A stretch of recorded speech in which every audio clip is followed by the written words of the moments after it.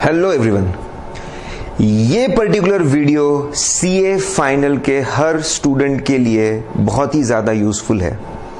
जो बच्चे exam appear कर चुके हैं और वो देखना चाहते हैं कि उन्होंने आंसर्स बराबर दिए कि नहीं, उनके लिए भी सूटेबल है।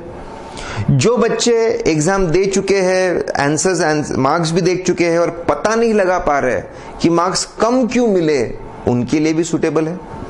और जो लोग आगे ऑडिट का पेपर देने वाले हैं, उनके लिए भी सूटेबल है।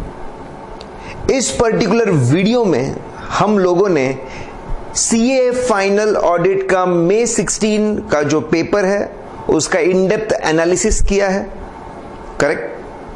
और वो एनालिसिस से जो लर्निंग्स है कि पेपर्स कैसे पूछे जा रहे हैं, कहां से पूछे जा रहे हैं, करेक्ट, कौन सी इंपॉर्टेंट चीजें बच्चों ने कवर करनी ही चाहिए, बच्चे पढ़ते वक्त क्या गलती करते हैं, इंटरप्रेट करते वक्त क्या गलती करते हैं, लिखते वक्त क्या गलती करते हैं, कॉमन मिस्टेक्स क्या है, वो भी हम इसमें डिस्कस करने वाले हैं। एज अ प्रोफेसर मेरे लिए इतना कुछ था सीखने के लिए, तो मुझे लगता है कि बच्चों के लिए तो बहुत कुछ है जो पेपर एनालिसिस से सीख सकते हैं, करेक्ट। तो लेट्स सी कुछ इंपॉर्टेंट बातें। सबसे पहले मई 16 का सीए फाइनल ऑडिट का पेपर जो था वो 11 पेजेस का था, 11 पेजेस का। जनरली पेपर 7 पेज का होता है, 7 पेजेस, करेक्ट। अब पिछले अगर आप 4 अटेम्प्ट उठा के देख लीजिए तो इट इज अराउंड 7 पेजेस का ही पेपर होता है। This time it increase drastically to 11 pages.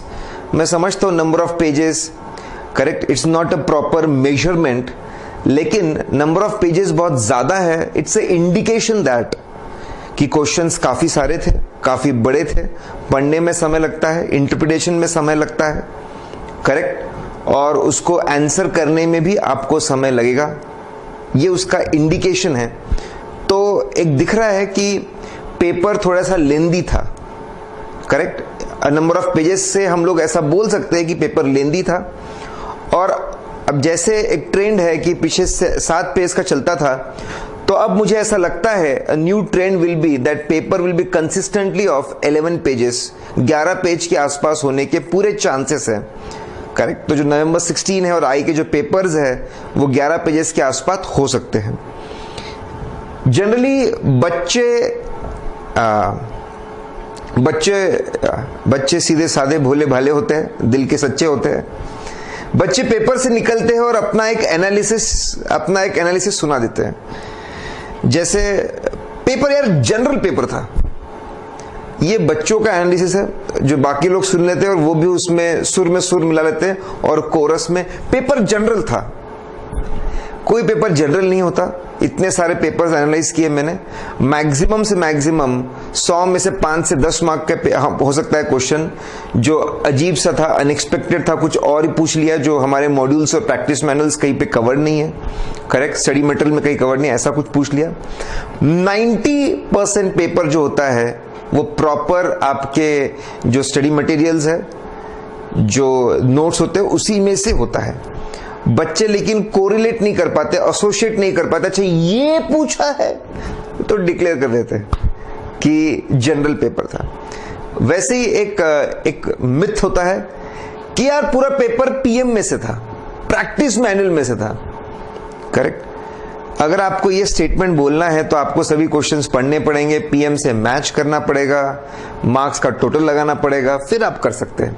Being a professor ये मैंने किया है, एक एक क्वेश्चन पढ़कर पीएम से मैच होता है क्या, पीएम के कंटेंट से मैच होता है क्या, पीएम पढ़ के इसको आंसर कर सकते थे क्या, वो करके देखा है। And my analysis says 120 mark 120 marks का पेपर होता है, सभी क्वेश्चंस अगर मैं मिला लूं तो 120 मार्क्स में से 50 मार्क्स का पेपर, अराउंड 50 मार्क्स का प्रैक्टिस मैनुअल जिन्होंने पढ़ी है वो सॉल्व कर सकते हैं।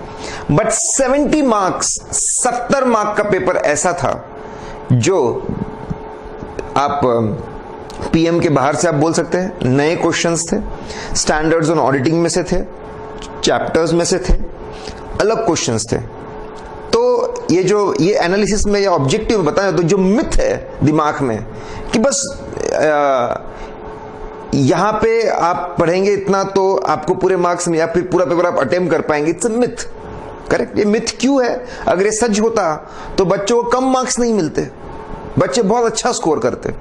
तो you should be careful when you plan your studies. तो जैसे मैंने बोला 50 मार्क्स आउट ऑफ 120, 120 में से सारे आप अटेम्प्ट कर पाए जरूरी नहीं है, क्योंकि क्वेश्चंस मिक्स्ड होते हैं अलग अलग जगह पे। So we can say that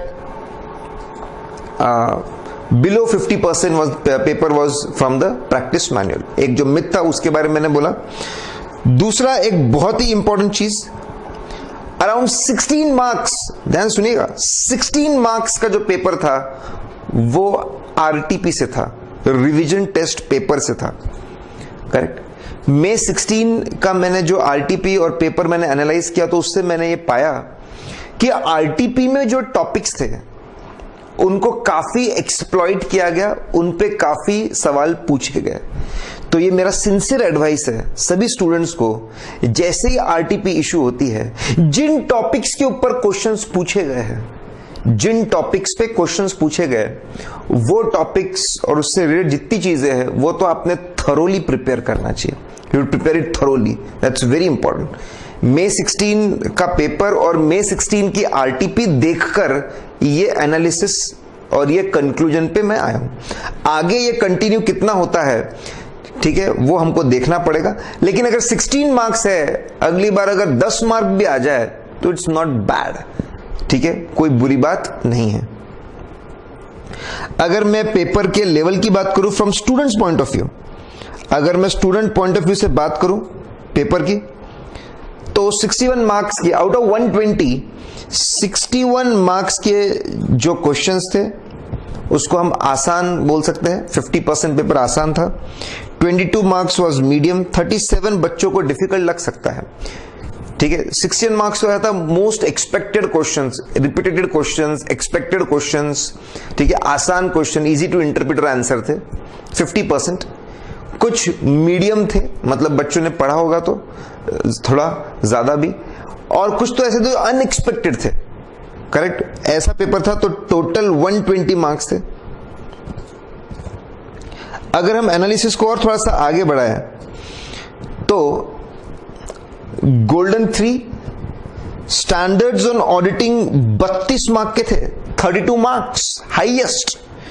and company audit, अगर मैं कंपनी ऑडिट 1, कंपनी ऑडिट 2 का सब मिला दूं तो 28 marks, 32 marks standards on auditing, 28 marks from company audit 1, 2 and CARO, and 16 marks from professional ethics. 16 marks professional ethics से थे, जो हमेशा होते ही है।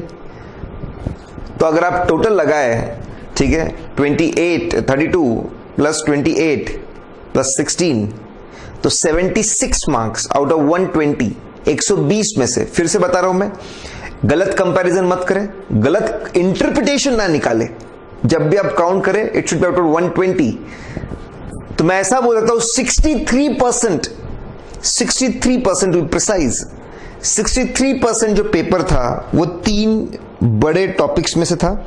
और ये कोई नई बात नहीं है, इट्स नथिंग न्यू, बिल्कुल भी नया नहीं है, इसमें से ही होता है। And we all know about this, but then mind it, it was 63% of the paper.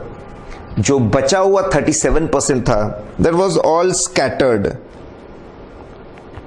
Tax audit से 8 मार्क का, PSUs, stock exchange, bank audit, NBFC, SOX, AS, ठीक है, कॉस्ट ऑडिट, पीयर रिव्यू। एक जमाना था जब अकाउंटिंग स्टैंडर्ड से काफी सवाल पूछे जाते थे। मतलब ऐसा था कि ऑडिट में 10 से 12 नंबर के क्वेश्चंस अकाउंटिंग स्टैंडर्ड से आ जाते थे। But then this was not the case this time, ऐसा नहीं था, ठीक है, इतना सारा नहीं। अभी हाल ही में अगर आप देखेंगे पिछले पेपर्स में तो आपको इतने ज्यादा क्वेश्चंस नहीं मिलेंगे, ठीक है। और जैसे मैंने बोला आरटीपी पढ़ के हिंट थी, आरटीपी में टैक्स ऑडिट के बारे में क्वेश्चंस थे, बराबर उसी एरिया के क्वेश्चंस आए। आरटीपी में हिंट थी आपके परफॉर्मेंस ऑडिट पीएसयू के बारे में, बराबर वही से क्वेश्चन आया। आरटीपी में एनबीएफसी के बारे में भी था, बराबर वहां से क्वेश्चन भी आया। तो मेरा तो विश्वास बहुत ज्यादा बन गया है आरटीपी के ऊपर। तो आप भी ध्यान रखें, तैयारी करते वक्त आरटीपी में जो पूछा गया है और उससे रिलेटेड जो बातें हैं उसको आप अच्छे से कवर करें, ठीक है। Now let's come two questions, ठीक है। देखिए, इस पर्टिकुलर वीडियो में मैं पढ़ाना नहीं चाहता, इन डेप्थ पढ़ाना नहीं चाहता, मैं एक ओवरव्यू देना चाहता हूं ताकि कम समय में आप चीजों को समझ ले कि कहां पे। It is not a teaching video, ठीक है, ये टीचिंग वीडियो नहीं है। It is highlighting important things, highlighting common mistakes, what to do, कि वो गलतियां ना करें, उसके ऊपर ये पूरा वीडियो आधारित है, उसके ऊपर बना हुआ है। क्योंकि अगर मैं पढ़ाने जाऊंगा तो ये काफी लंबा चौड़ा बन जाएगा, ठीक है। So question number 1, as usual they targeted standards on auditing. Question number 1 जो कंपल्सरी क्वेश्चन है वो पूरा स्टैंडर्ड्स ऑन ऑडिटिंग के ऊपर था। ऐसे इसका importance, it has increased immense importance है, ठीक है। क्या क्वेश्चन था? Mister Z who is appointed as auditor, इनको अपॉइंट किया गया एज ऑडिटर, करेक्ट। एक ऑडिटर है, उनको अपॉइंट किया है और वो ऑडिट करते वक्त सोच रहे हैं एक्सटर्नल कंफर्मेशन यूज करेंगे। देखो, he want to use external confirmation. आप वीडियो पॉज कर क्वेश्चंस पढ़ना चाहते हैं वर्ड टू वर्ड तो वो भी आप पढ़िए, ठीक है। I have gone through the paper, so I know what is there in each question. Her question में क्या पूछा था उन्होंने? ये पूछा था कि ऑडिटर एक्सटर्नल कंफर्मेशन यूज करना चाहता है। बहुत अच्छी बात। तो कौन से बातों को ध्यान में रखना चाहिए, कौन से फैक्टर्स को ध्यान में रखना चाहिए while designing confirmation request? while designing confirmation request, designing confirmation request. और दूसरा पूछा था effects of positive external confirmation. तो दो चीजें थी। सबसे पहले तो बच्चों ने ये समझना चाहिए क्वेश्चन में एक चीज नहीं पूछी हुई है, दो चीजें पूछी हुई है, तो आपको कंटेंट भी दो चीजों के लिए देना पड़ेगा। अब जैसे ही बच्चे क्वेश्चन देखते हैं एक्सटर्नल कंफर्मेशन, उनको जो आता है एक्सटर्नल कंफर्मेशन के बारे में वो लिख देते हैं। ये सबसे बड़ी गलती है। हमारा एक मसाला रेडी है और हमने लिख दिया। एक्सटर्नल कंफर्मेशन आप ज्यादा से डिफाइन कर सकते थे, लेकिन पूरा सवाल था एक्सटर्नल कंफर्मेशन का जो रिक्वेस्ट है उसके डिजाइनिंग करते वक्त, करेक्ट। बच्चे इसमें गलती क्या करते हैं? एक्सटर्नल कंफर्मेशन की डेफिनेशन देंगे और एक्सटर्नल कंफर्मेशन प्रोसेस के 4 स्टेप्स होते हैं। पहले तय करना किस इंफॉर्मेशन कंफर्मेशन लेना है, कौन से पार्टी से लेना है, डिजाइन करना कंफर्मेशन रिक्वेस्ट, और भेजना और फॉलोअप करना। मैक्सिमम बच्चे एक्सटर्नल कंफर्मेशन का मतलब लिख के आएंगे और एक्सटर्नल कंफर्मेशन प्रोसेस के जो 4 स्टेप्स है वो लिख के आएंगे, करेक्ट। ये सही जवाब नहीं है, ये सही, बिल्कुल सही जवाब नहीं है, ठीक है। ये question now when comes to our notes, हमने नोट्स में कवर भी किया था, लेकिन काफी सारे पब्लिकेशंस में शायद कवर्ड नहीं है, पीएम में कवर्ड नहीं था। ये लोगों को नया क्वेश्चन लगेगा, करेक्ट। क्या था ये क्वेश्चन कि कंफर्मेशन रिक्वेस्ट डिजाइन करते हो कौन से बातों को ख्याल रखा जाए। तो मेरा ये कहना है कि जिन लोगों ने एफर्ट्स लिए थोड़ा सा एसेस को इन डेप्थ पढ़ने के लिए, वो इस क्वेश्चन को क्रैक कर पाएंगे, सही तरीके से क्रैक कर पाएंगे। बाकी लोगों के लिए शायद थोड़ा मुश्किल जाए, ठीक है। सबसे पहले मैं आपको बता दूं कंफर्मेशन रिक्वेस्ट होता क्या है। कंपनी का मैनेजमेंट अपने तरफ से थर्ड पार्टीज, एग्जाम्पल डेटर्स को लेटर भेजता है कि माननीय महोदय, डियर कस्टमर, हमारा एनुअल ऑडिट चल रहा है, एवीसी एंड एसोसिएट्स ऑडिट कर रहे हैं और ऑडिट प्रोसीजर के दौरान वो चाहते हैं कि थर्ड पार्टी से, कस्टमर से कंफर्मेशन आए, करेक्ट। और आपको सूचित करते अत्यंत खुशी होती है कि आपका नाम सिलेक्ट किया गया है कंफर्मेशन रिक्वेस्ट के लिए। तो प्लीज हमारे बुक्स में 80 लाख का बैलेंस है, आपके बुक्स में कितना बैलेंस है वो आप हमको बता दीजिए। इसको बोलते हैं एक्सटर्नल कंफर्मेशन रिक्वेस्ट। तो ये रिक्वेस्ट डिजाइन करते वक्त कौन सी बातों का ख्याल रखना चाहिए? अगर मैं थ्योरी की बात करूं तो थ्योरी यहां पे दी हुई है, ठीक है। आप अगर वीडियो के लिंक में जाएंगे तो आपको पीडीएफ भी मिल जाएगा, जहां पे सारी बातें जो स्क्रीन पे है वो भी वहां पे है। लेकिन ये थ्योरी पढ़ेंगे आप तो आपके समझ में शायद ना आए। अब मैं आपको बता दूं पढ़ने का तरीका कैसा होना चाहिए था, ठीक है। ये भी शायद स्क्रीन पे इतने क्लैरिटी से आपको नहीं दिखे, लेकिन मैं जूम करके आपको बताऊंगा। आपको जो एक्सटर्नल कंफर्मेशन रिक्वेस्ट का जो लेटर था, मैं बोल रहा हूं पढ़ना कैसे था इस क्वेश्चन को, आप जो पढ़ाई करनी थी वो पढ़ाई कैसे करनी थी। एक्सटर्नल कंफर्मेशन जो रिक्वेस्ट है, एक्सटर्नल कंफर्मेशन जो रिक्वेस्ट है, आपको उस चीज को, आपको उस एक्सटर्नल कंफर्मेशन रिक्वेस्ट का जो पेपर है, बराबर, आपको उसको, आपको उस पर्टिकुलर रिक्वेस्ट को इमेजिन करना था और इमेजिन करके आपको उसको पढ़ना था, ठीक है।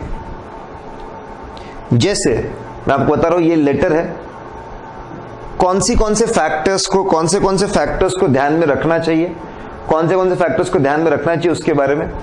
तो एक एक करके, सबसे पहले लेटर में लेटर हेड आता है, तो फैक्टर नंबर 1, डिजाइन करते वक्त हमको लेटर के लेआउट और प्रेजेंटेशन के बारे में सोचना चाहिए कि ये कंपनी के लेटर हेड पे होगा कि ब्लैंक होगा, एक पेज में होगा कि 2 पेज में होगा, नीचे जो पेपर लेटर के नीचे जो एरिया रहेगा वो कटआउट एरिया रहेगा क्या, correct. Address of the auditor कहां लिखा जाएगा, क्योंकि ये जो थर्ड पार्टी कंफर्मेशन भेजती है वो सीधा ऑडिटर को भेजती है, तो उसका एड्रेस कहां लिखा जाएगा। लेआउट एंड प्रेजेंटेशन पे एक्सटर्नल कंफर्मेशन रिक्वेस्ट डिजाइन करते वक्त आपको लेआउट एंड प्रेजेंटेशन के बारे में सोचना था। दूसरा, मैनेजमेंट एनकरेजमेंट। जब ये लेटर लिखा जाता है, जितना ज्यादा मैनेजमेंट एनकरेज करेगा कि आप बिल्कुल भेजिए, इससे कोई लीगल प्रॉब्लम नहीं होगा, ये एक सिंपल सा प्रोसीजर है, कोई प्रॉब्लम नहीं होगा, आप जब भेजेंगे तो हम भी लेटर भेजेंगे कोऑपरेशन में, जितना ज्यादा मैनेजमेंट की तरफ से एनकरेजमेंट होगा कंफर्मेशन भेजने का, करेक्ट। तो वो एक फैक्टर है कि मैनेजमेंट एनकरेजमेंट पे ध्यान दिया जाए, उसको ज्यादा से ज्यादा रखा जाए। कौन सी इंफॉर्मेशन का हम कंफर्मेशन मांग रहे हैं, डिपेंड्स ऑन असर्शन। मैं ये अज्यूम कर रहा हूं कि आपको असर्शन का मतलब पता है।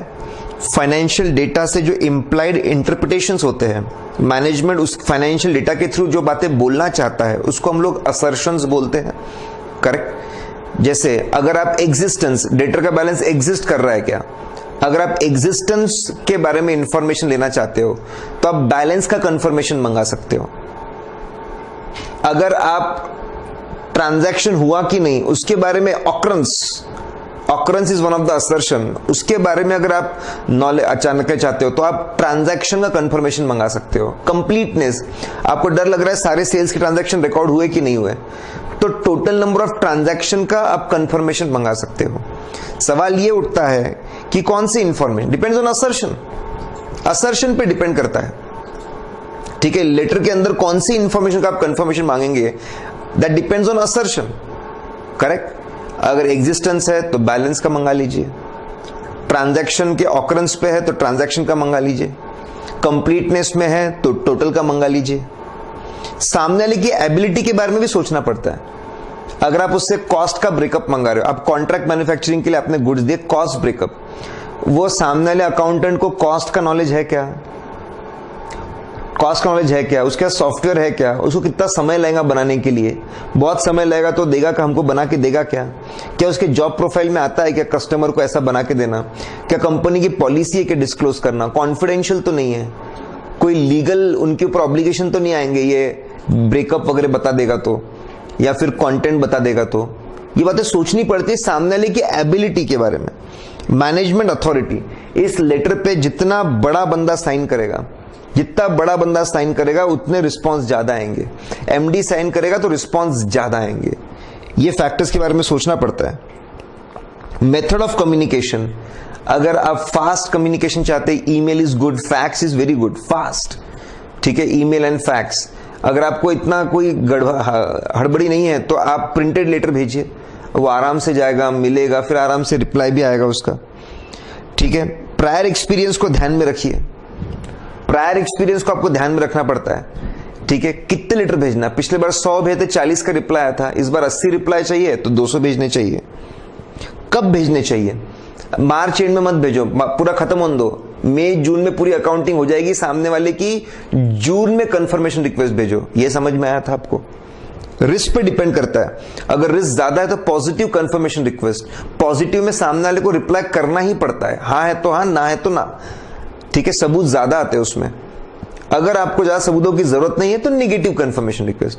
What I want to say, अगर किसी बच्चे ने ये ऐसा लेटर का फॉर्मेट अगर किसी ने डिजाइन कर लिया होता कि ऐसा कंफर्मेशन रिक्वेस्ट होता है, फिर हेडिंग से एक पॉइंट कनेक्ट हो गया, जो लैंग्वेज लिखी है उससे एक पॉइंट कनेक्ट हो गया, इंफॉर्मेशन से 2 पॉइंट कनेक्ट हो गए, ठीक है, साइंस से और एक पॉइंट कनेक्ट हो गया, लेटर बनने के बाद कुछ पॉइंट कनेक्ट हो गया, अगर ऐसा पढ़ा तो दिमाग में एकदम फिट बैठ जाएगा और आप इसको पेपर में लिख पाएंगे।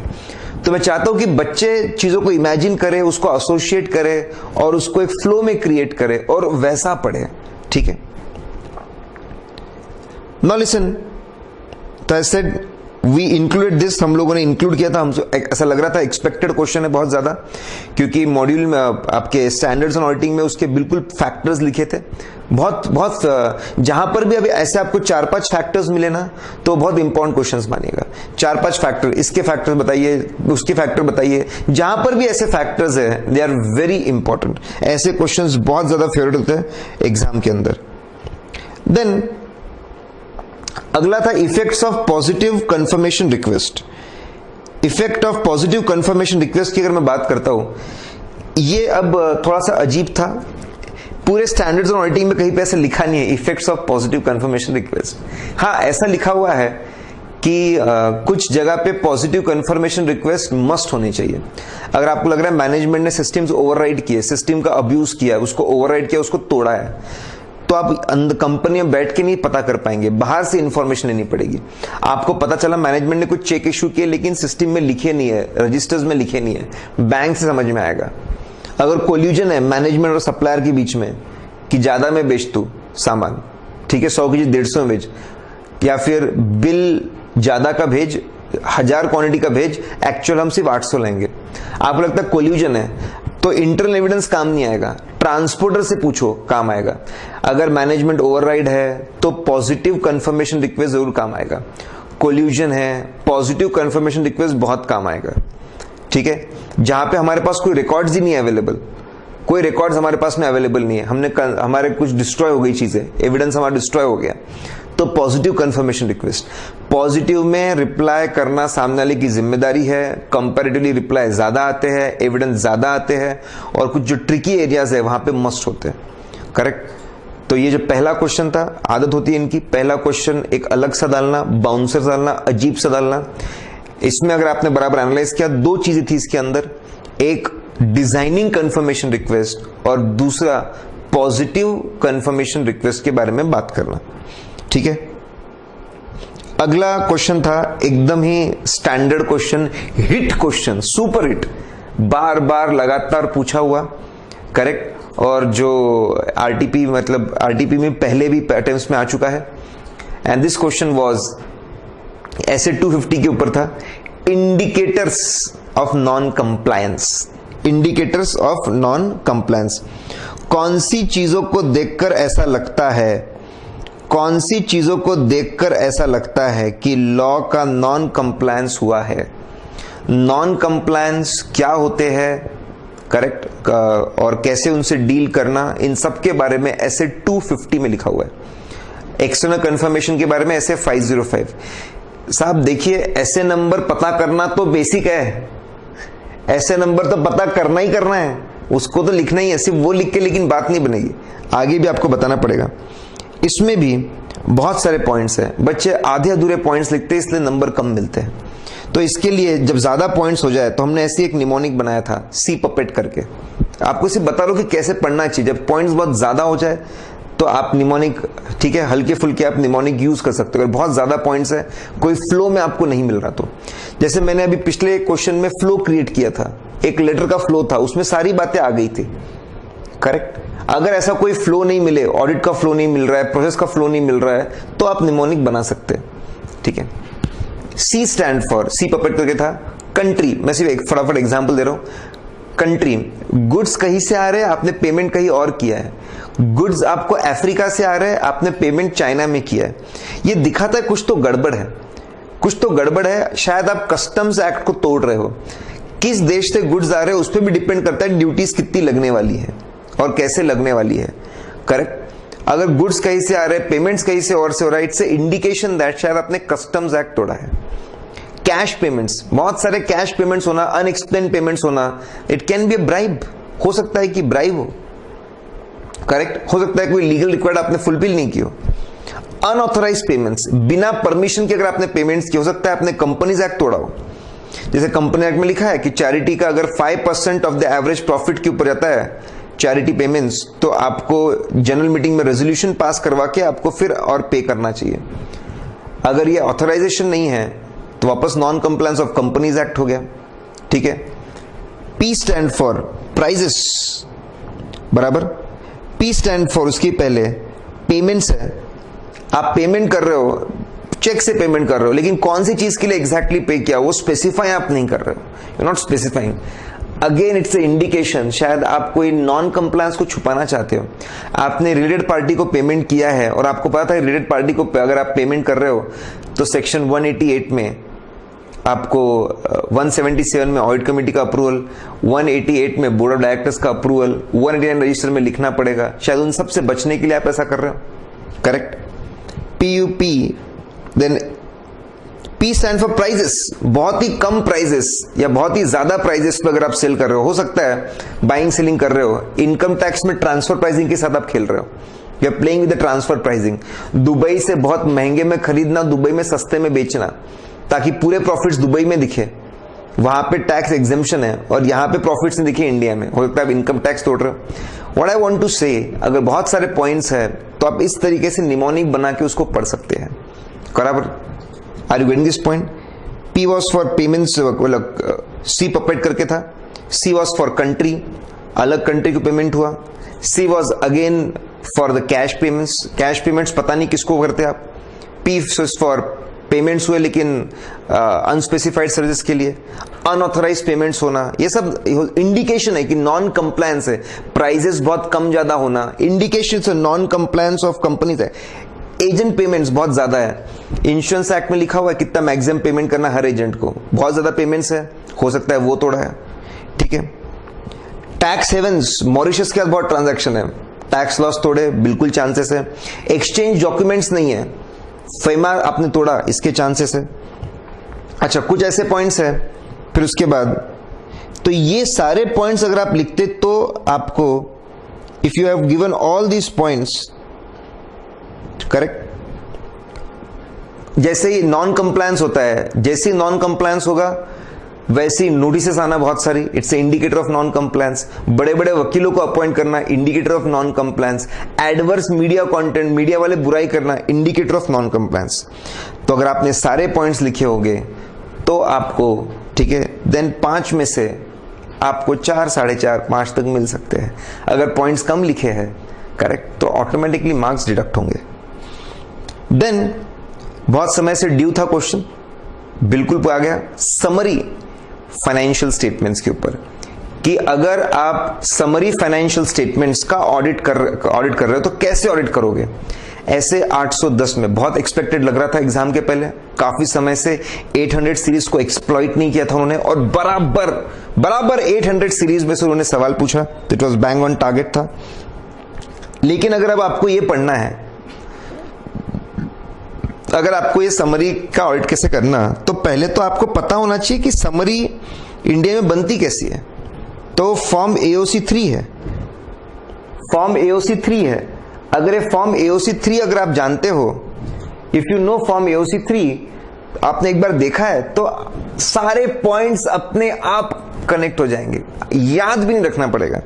फॉर्म AOC3 है, लिखा हुआ है एब्रिज्ड फाइनेंशियल स्टेटमेंट्स, एब्रिज मतलब शॉर्ट में, ठीक है। ये आपका पहले इक्विटी एंड लायबिलिटीज का पूरा पहले फॉर्मेट है। फॉर्म AOC3 सेक्शन 136 सभी लिस्टेड कंपनीज को ये परमिशन देता है कि वो लोग डिटेल फाइनेंशियल स्टेटमेंट के जगह समरी फाइनेंशियल स्टेटमेंट अपने शेयर होल्डर्स को भेज सकते हैं, ठीक है। और डिटेल फाइनेंशियल में कोई मांगेगा तो उसको दे देना, वेबसाइट पे लगा देना, करेक्ट। तो ये फॉर्मेट जो फर्स्ट पेज है बिल्कुल वैसे ही जैसे नोट में लिखा है कि अगर डिटेल फाइनेंशियल स्टेटमेंट चाहिए तो वेबसाइट कहां से आप इसको, वेबसाइट में कौन से लिंक से आप इसको डाउनलोड कर सकते हैं। ये फॉर्म AOC3 है, कंपनीज एक्ट है, उसमें लिखा हुआ है, ऐसा आपको करना पड़ेगा। नोट्स टू अकाउंट्स में कुछ खास बातें आपको बता रहा हूं। एनी आइटम विच कॉन्स्टिट्यूट 20% और मोर ऑफ टोटल इनकम और एक्सपेंडिचर, पीएनएल में कोई भी ऐसी चीज है जो 20% और मोर ऑफ इनकम और एक्सपेंडिचर है, 20% या उससे ज्यादा तो बहुत बड़ी चीज है, उसको अलग से दिखाना चाहिए समरी में, अदर्स में ऐड नहीं करना चाहिए उसको। और जहां जहां पर भी क्वालिफिकेशन है ऑडिटर के, उसके वो तो पूरे के पूरे नोट्स आपको समरी में इंक्लूड करने चाहिए। डिटेल फाइनेंशियल स्टेटमेंट का पूरा, अगर इन्वेंट्री में क्वालिफिकेशन है तो इन्वेंट्री का पूरा डिटेल आपको नोट्स टू समरी में भी आपको पूरा डिटेल लाना पड़ेगा। ये सारी बातें AOC3 में दी हुई है, ठीक है। Why I am saying this, क्योंकि एक वर्ड यूज होता है क्राइटेरिया, कि समरी बनाने के लिए कौन सा क्राइटेरिया, ठीक है। समरी बनाने के लिए जो हमने फॉर्मेट प्रिंसिपल्स यूज किए उसको क्राइटेरिया बोलते हैं। इंडिया में criteria is form AOC3, this is the AOC3। AOC3 को AOC3 को देखकर चीजों को बनाया जाता है। तो पहले तो बच्चे को पता होना चाहिए था कि AOC3 है। अगर उसने AOC3 देख लिया एक बार तो बात बन गई, फिर तो पूरा आंसर ऐसे दिमाग में फिट हो जाता है। अब आपको सिर्फ आंसर लिखते हो कि इमेजिन करना था कि आपके हाथ में समरी फाइनेंशियल स्टेटमेंट्स है AOC3 के हिसाब से, ठीक है। पॉइंट नंबर 1, ऑडिटर को चेक करना पड़ता है, बहुत ही सिंपल सा। ऑडिटर को चेक करना पड़ता है कि क्या फाइनेंशियल स्टेटमेंट में सभी जगह पे लिखा हुआ था that it is a summary financial statements. Everywhere form AOC3 में देखो पहले लिखा होता है एवरेज। ऑडिटर को चेक करना पड़ता है कि सब जगह पे क्लियरली लिखा था कि ये समरी फाइनेंशियल स्टेटमेंट है, ताकि लोग कंफ्यूज नहीं हो जाए, इसको डिटेल ना मान ले। सेकंड, ठीक है, फाइनेंशियल स्टेटमेंट में क्लियरली लिखा होना चाहिए क्राइटेरिया क्या फॉलो किया गया। जैसे मैंने बोला इंडिया में फॉर्म AOC3 को फॉलो करना इज द क्राइटेरिया जिसके बेसिस पे फाइनेंशियल स्टेटमेंट्स को बनाया जाता है, करेक्ट। फिर क्राइटेरिया की रिक्वायरमेंट फुलफिल की क्या, क्राइटेरिया में रिक्वायरमेंट थी ऐसा फॉर्मेट होना चाहिए था, हुआ क्या। क्राइटेरिया में रिक्वायरमेंट था 20% और मोर इनकम एक्सपेंडिचर का अलग से बताना, तो बताया क्या, बराबर। क्राइटेरिया में जो रिक्वायरमेंट्स थी कि क्वालिफिकेशन है तो उसका नोट पूरा का पूरा इंक्लूड करना डिटेल में, वो इंक्लूड किया क्या, करेक्ट। क्राइटेरिया में फिर फाइनेंशियल स्टेटमेंट में डिटेल फाइनेंशियल स्टेटमेंट कहां से मिलेंगे, डिटेल फाइनेंशियल स्टेटमेंट कहां से मिलेंगे ये लिखा गया था क्या, ये चेक करना है। ऑडिटर को सबसे इंपॉर्टेंट जो करना पड़ता है, ठीक है, कि डिटेल फाइनेंशियल स्टेटमेंट्स की मैं अगर टोटल लगाऊं, डिटेल फाइनेंशियल स्टेटमेंट की अगर मैं टोटल लगाऊं, it should match with the summary. ये टैली हो रहा है क्या, वो मेरे को देखना है। ये सबसे इंपॉर्टेंट स्टेप है, ठीक है। हमको देखना है समरी मिसलीडिंग तो नहीं है, जैसे current asset and fix assets ऐसा लिख दिया, उसको मिसलीडिंग मानेंगे, करेक्ट। तो ऐसे पॉइंट सिंपल, आप ध्यान से देखिए, इसमें वाउचिंग वेरिफिकेशन नहीं था।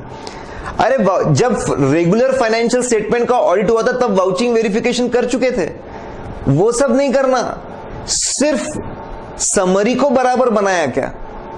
ऐसे 810 में आप ये भी लिख सकते थे, जो कंपनी का रेगुलर ऑडिटर है वही ऑडिट कर सकता है समरी का, वो लिखना चाहिए था, ठीक है, कि जो कंपनी का रेगुलर ऑडिटर है उसी ने ऑडिट करना चाहिए समरी का, और फिर ये पूरी बातें आपको एक्सप्लेन करनी थी। अगर आप फॉर्म AOC3 देखते तो आपके दिमाग में क्लैरिटी आ जाती और ये सारे पॉइंट्स अपने आप फिट हो जाते आपके दिमाग में। तो फॉर्म AOC3 को देखना वाज द ट्रिक। अगर बच्चों ने उसको देखा नहीं था तो फिर ये आंसर को आप याद भी नहीं कर पाते, रिटेन नहीं कर पाते, अच्छे से प्रेजेंट नहीं कर पाते। As I said, I am focusing on कि बच्चे क्या गलती करते और क्या करना चाहिए था। उसके बाद अगला question, this was from the practice manual. और प्रैक्टिस मैनुअल के नए क्वेश्चंस में अब ये इंस्टीट्यूट ने अच्छा नहीं किया। देखिए इंस्टीट्यूट ने प्रैक्टिस मैनुअल बदला और ऐसा बोला कि ये अगले एग्जाम से एप्लीकेबल होगा, लेकिन मे एग्जाम में उसमें सवाल पूछ लिया। तो मेरा ये सिंसियर एडवाइस रहेगा, जब भी प्रैक्टिस मैनुअल को बदला जाता है हमेशा नया रिवाइज्ड एडिशन आपके पास में रखें, और जो क्वेश्चंस ऐड होते हैं उसके बारे में इनिशियल पेजेस में लिखा होता है कि हमने कहाँ का क्वेश्चंस ऐड किए, वो तो आपको रखना ही है। अब ये कोइंसिडेंस था कि उसमें से क्वेश्चन आया, करेक्ट, मुझे कोइंसिडेंस नहीं लगता है। जो क्वेश्चन इंस्टीट्यूट ऐड कर रहा है प्रैक्टिस मैनुअल में, इंस्टीट्यूट को वो क्वेश्चंस इंपॉर्टेंट लगते हैं, बहुत इंपॉर्टेंट लगते हैं, इसलिए वो उसको ऐड कर रहा है। इसलिए हमने तो पढ़ना ही चाहिए, तुम भले बोलो कि not applicable for this exam, फिर भी हम पढ़ेंगे। तो ये हमेशा ध्यान रखें प्रैक्टिस मैनुअल में, ठीक है। क्वेश्चन ये था कि जब ऐसे फिर से 800 सीरीज के ऊपर टारगेट था, बहुत समय से लग रहा था। अभी आने वाले एग्जाम से मुझे ऐसा लगता है कि 3000 और 4000 सीरीज, 3000 4000 सीरीज में बहुत ज्यादा फोकस करेंगे वो लोग। हम लोग हर एग्जाम के पहले इंपॉर्टेंट इशू करते ही है, ठीक है। auditguru.in वेबसाइट के ऊपर वो रहते हैं, तो वहां से आप ले भी सकते हैं। नाउ स्पेशल पर्पस फ्रेमवर्क, मतलब अगर I hope all of you understand what is special purpose framework, correct. Accounting standard IFRS general purpose framework पे होते हैं, इसके फाइनेंशियल स्टेटमेंट सबके लिए सुटेबल होते हैं। ट्राई का लेटर आया telecom regulatory authority of India कि हमको फ्रीक्वेंसी वाइज फाइनेंशियल स्टेटमेंट्स बना के दो, ये जो बनेगा वो सिर्फ ट्राई के लिए सुटेबल है, दैट इज स्पेशल पर्पस। खास किसी स्पेसिफिक बंदे के लिए फाइनेंशियल स्टेटमेंट बनाना उसको बोलते हैं स्पेशल पर्पस। ट्राई के लिए बनाना, होल्डिंग कंपनी जर्मनी में बैठी है सिर्फ उसके लिए बनाना, डिबेंचर होल्डर्स के लिए कैश बेस पे बनाना, उसको स्पेशल पर्पस। ऐसा असाइनमेंट प्लान करते हो कौन सी बातों का आप ख्याल रखेंगे। बहुत ही टाइम पास, बहुत आसान था। ऐसे 800 इज एप्लीकेबल, ठीक है। ऐसे 800 में लिखा हुआ है कि स्पेशल पर्पस फ्रेमवर्क के फाइनेंशियल स्टेटमेंट का ऑडिट करना है, तो सभी ऐसे वैसे ही लगेंगे जैसे पहले लगते थे, ठीक है। जैसे आप एंटिटी की इंफॉर्मेशन कलेक्ट करते 315 में, understanding entity and its environment, it's financial reporting framework, accounting policies and procedures, वैसे ही यहां पर करना था। तो बहुत सिंपल था, आपको यही लिखना था कि जैसे बाकी असाइनमेंट पे 315 लगाकर हम एंटिटी को समझते हैं, उसके एनवायरमेंट को समझते हैं, उसके अकाउंटिंग पॉलिसीज को समझते हैं, वैसे यहां पर भी समझना था, ठीक है। यहां पर भी सभी SAs as it is applicable थे, 200 और ऑब्जेक्टिव्स वगैरह सब कुछ सेम होता है। हमारे बेसिक ऑब्जेक्टिव्स यहाँ पे बिल्कुल सेम होते हैं, हमारी प्लानिंग करने का तरीका, रिस्क असेसमेंट का तरीका यहाँ पर बिल्कुल सेम होता है, ये हमको समझना था। मटेरियलिटी के बारे में ख्याल रखें। बहुत सी बार ऐसे असाइनमेंट्स में सामने वाला बोलता है ये थ्रेशोल्ड है, खुद ही बोल देता है 10 लाख थ्रेशोल्ड है, बोले इसके नीचे की छोड़ देना चीजें, इसके ऊपर की चीजें इंपॉर्टेंट है। भले ही वो थ्रेशोल्ड खुद बताए, हमको 320 लगाकर हमारी मटेरियलिटी खुद तय करना है, खुद हमको तय करना था। यहाँ पे डिसाइड यूरसेल्फ, अमाउंट को भी छोड़िए, कभी कभी इंफॉर्मेशन के नेचर के हिसाब से इंपॉर्टेंट बन जाती है। फॉर एग्जांपल फार्मास्यूटिकल कंपनी में रिसर्च कॉस्ट बहुत इंपॉर्टेंट होती है, कॉस्ट कम भी हो तो, ठीक है। आपके ऑटोमोबाइल में प्रोडक्ट रिकॉल कॉस्ट बहुत इंपॉर्टेंट होती है, इंफॉर्मेशन कम भी हो तो। मैनेजरियल रेम्युनरेशन हर एंटिटी में बहुत ज्यादा इंपॉर्टेंट होता है, अगर अमाउंट कम भी हो तो भी ज्यादा इंपॉर्टेंट होता है। तो बोले कि 320 को अच्छे से लगाइए। एंड कम्युनिकेशन विद टीसीडब्ल्यूजी के साथ में अच्छे से कम्युनिकेट करिए, क्योंकि रेगुलर असाइनमेंट्स एक बात है, ये स्पेशल असाइनमेंट है, तो दोष चार्ज विद गवर्नेंस के साथ आपका रेगुलर इसमें कम्युनिकेशन होना चाहिए। तो आपको लिखना था 315 वैसे ही लगेगा, सारे ऐसे वैसे ही लगेंगे, 200 वैसे ही लगेगा, 315 वैसे ही लगेगा। मटेरियलिटी के बारे में सोचना पड़ेगा, उनकी बातें उन्होंने दी भी होगी लिमिट, उसके बारे में कम्युनिकेशन और टीसीडब्ल्यूजी के बारे में सोचना पड़ेगा, ठीक है। एज आई सेड, ये क्वेश्चन प्रैक्टिस मैनुअल में था और नए क्वेश्चंस में था। देन अगला क्वेश्चन बहुत ही सिंपल सा था, अनएक्सपेक्टेड, मतलब it has been asked n number of time in exams. अगर कोई बच्चा ये क्वेश्चन सॉल्व नहीं कर पाता तो बच्चे की गलती है डेफिनेटली। कंपनी ने एक एक्सपर्ट को अपॉइंट किया है, कंपनी ने एक एक्सपर्ट को अपॉइंट किया है एक्चुअल वैल्यूएशन के लिए, हम उसका काम कैसे चेक करेंगे। खास बात, प्रैक्टिस मैनुअल को अमेंड किया गया, ये बहुत इंपॉर्टेंट है, ठीक है। देखिए एक्सपर्ट दो प्रकार के होते हैं, हमने अपॉइंट किया ऑडिटर ने, ऑडिटर्स एक्सपर्ट बोलते हैं, मैनेजमेंट ने अपॉइंट किया, मैनेजमेंट एक्सपर्ट बोलते हैं। ऑडिटर के एक्सपर्ट से कैसे डील करना ये 620 में लिखा हुआ है, लेकिन मैनेजमेंट के एक्सपर्ट से कैसे डील करना ये ऐसे 500 में दिया है। अगर आप यहां पे रेफरेंस गलत कर देंगे, ठीक है, तो गलती हो जाएगी। यहां पे मैनेजमेंट ने अपॉइंट किया है, मैनेजमेंट ने अपॉइंट किया, तो आपको ऐसे 500 का रेफरेंस देना था। पॉइंट्स लगभग वैसे के वैसे ही है।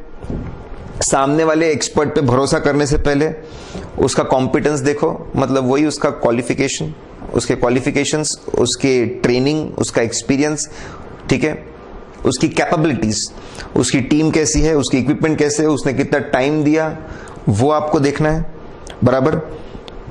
ऑब्जेक्टिविटी, कितना अनबायस्ड, क्या वो अनबायस्ड है। अगर वो कंपनी से बहुत जुड़ा हुआ है, ठीक है, कंपनी की डिपार्टमेंट संभालता है, उसका ऑडिट, उसका एक्सपर्ट वो खुद ही है। अगर डिपार्टमेंट भी संभाल रहा है, खुद ही बंदा है, एम्प्लॉय है, शेयर होल्डर है, तो वो अनबायस्ड नहीं होगा। जितना कंपनी से दूर रहे, कितना कंपनी से दूर रहे वो, उतना ज्यादा वो अनबायस्ड रहेगा, ऑब्जेक्टिविटी रहेगी, बराबर। English is a funny language. Objective मतलब गोल भी होता है और ऑब्जेक्टिव मतलब अनबायस्ड भी होता है। यहां पे उसका मतलब है बीइंग अनबायस्ड। कॉम्पिटेंट था क्या बंदा, कैपेबल था क्या, ऑब्जेक्टिविटी थी क्या, उसके फील्ड की थोड़ी सी नॉलेज हमको देखनी पड़ती है बिफोर मैं उससे आके। पहले हमने खुद हमारे कैबिन में बैठ के बातें देखी, इससे पहले कि मैं उससे बात करूं, उसके एरिया की खुद नॉलेज ऑब्टेन करना, खुद कुछ आर्टिकल्स पढ़ना, किताबें पढ़ना, पुरानी फाइल्स पढ़ना, और फिर जाना, फिर उसका डेटा कौन सा था, डेटा एक्यूरेट था ना, डेटा गलत तो उसकी रिपोर्ट ही गलत है। डेटा कौन सा लिया, इंटरनल था, एक्सटर्नल था, चेक था, नहीं था, खुद टेस्ट चेक करना।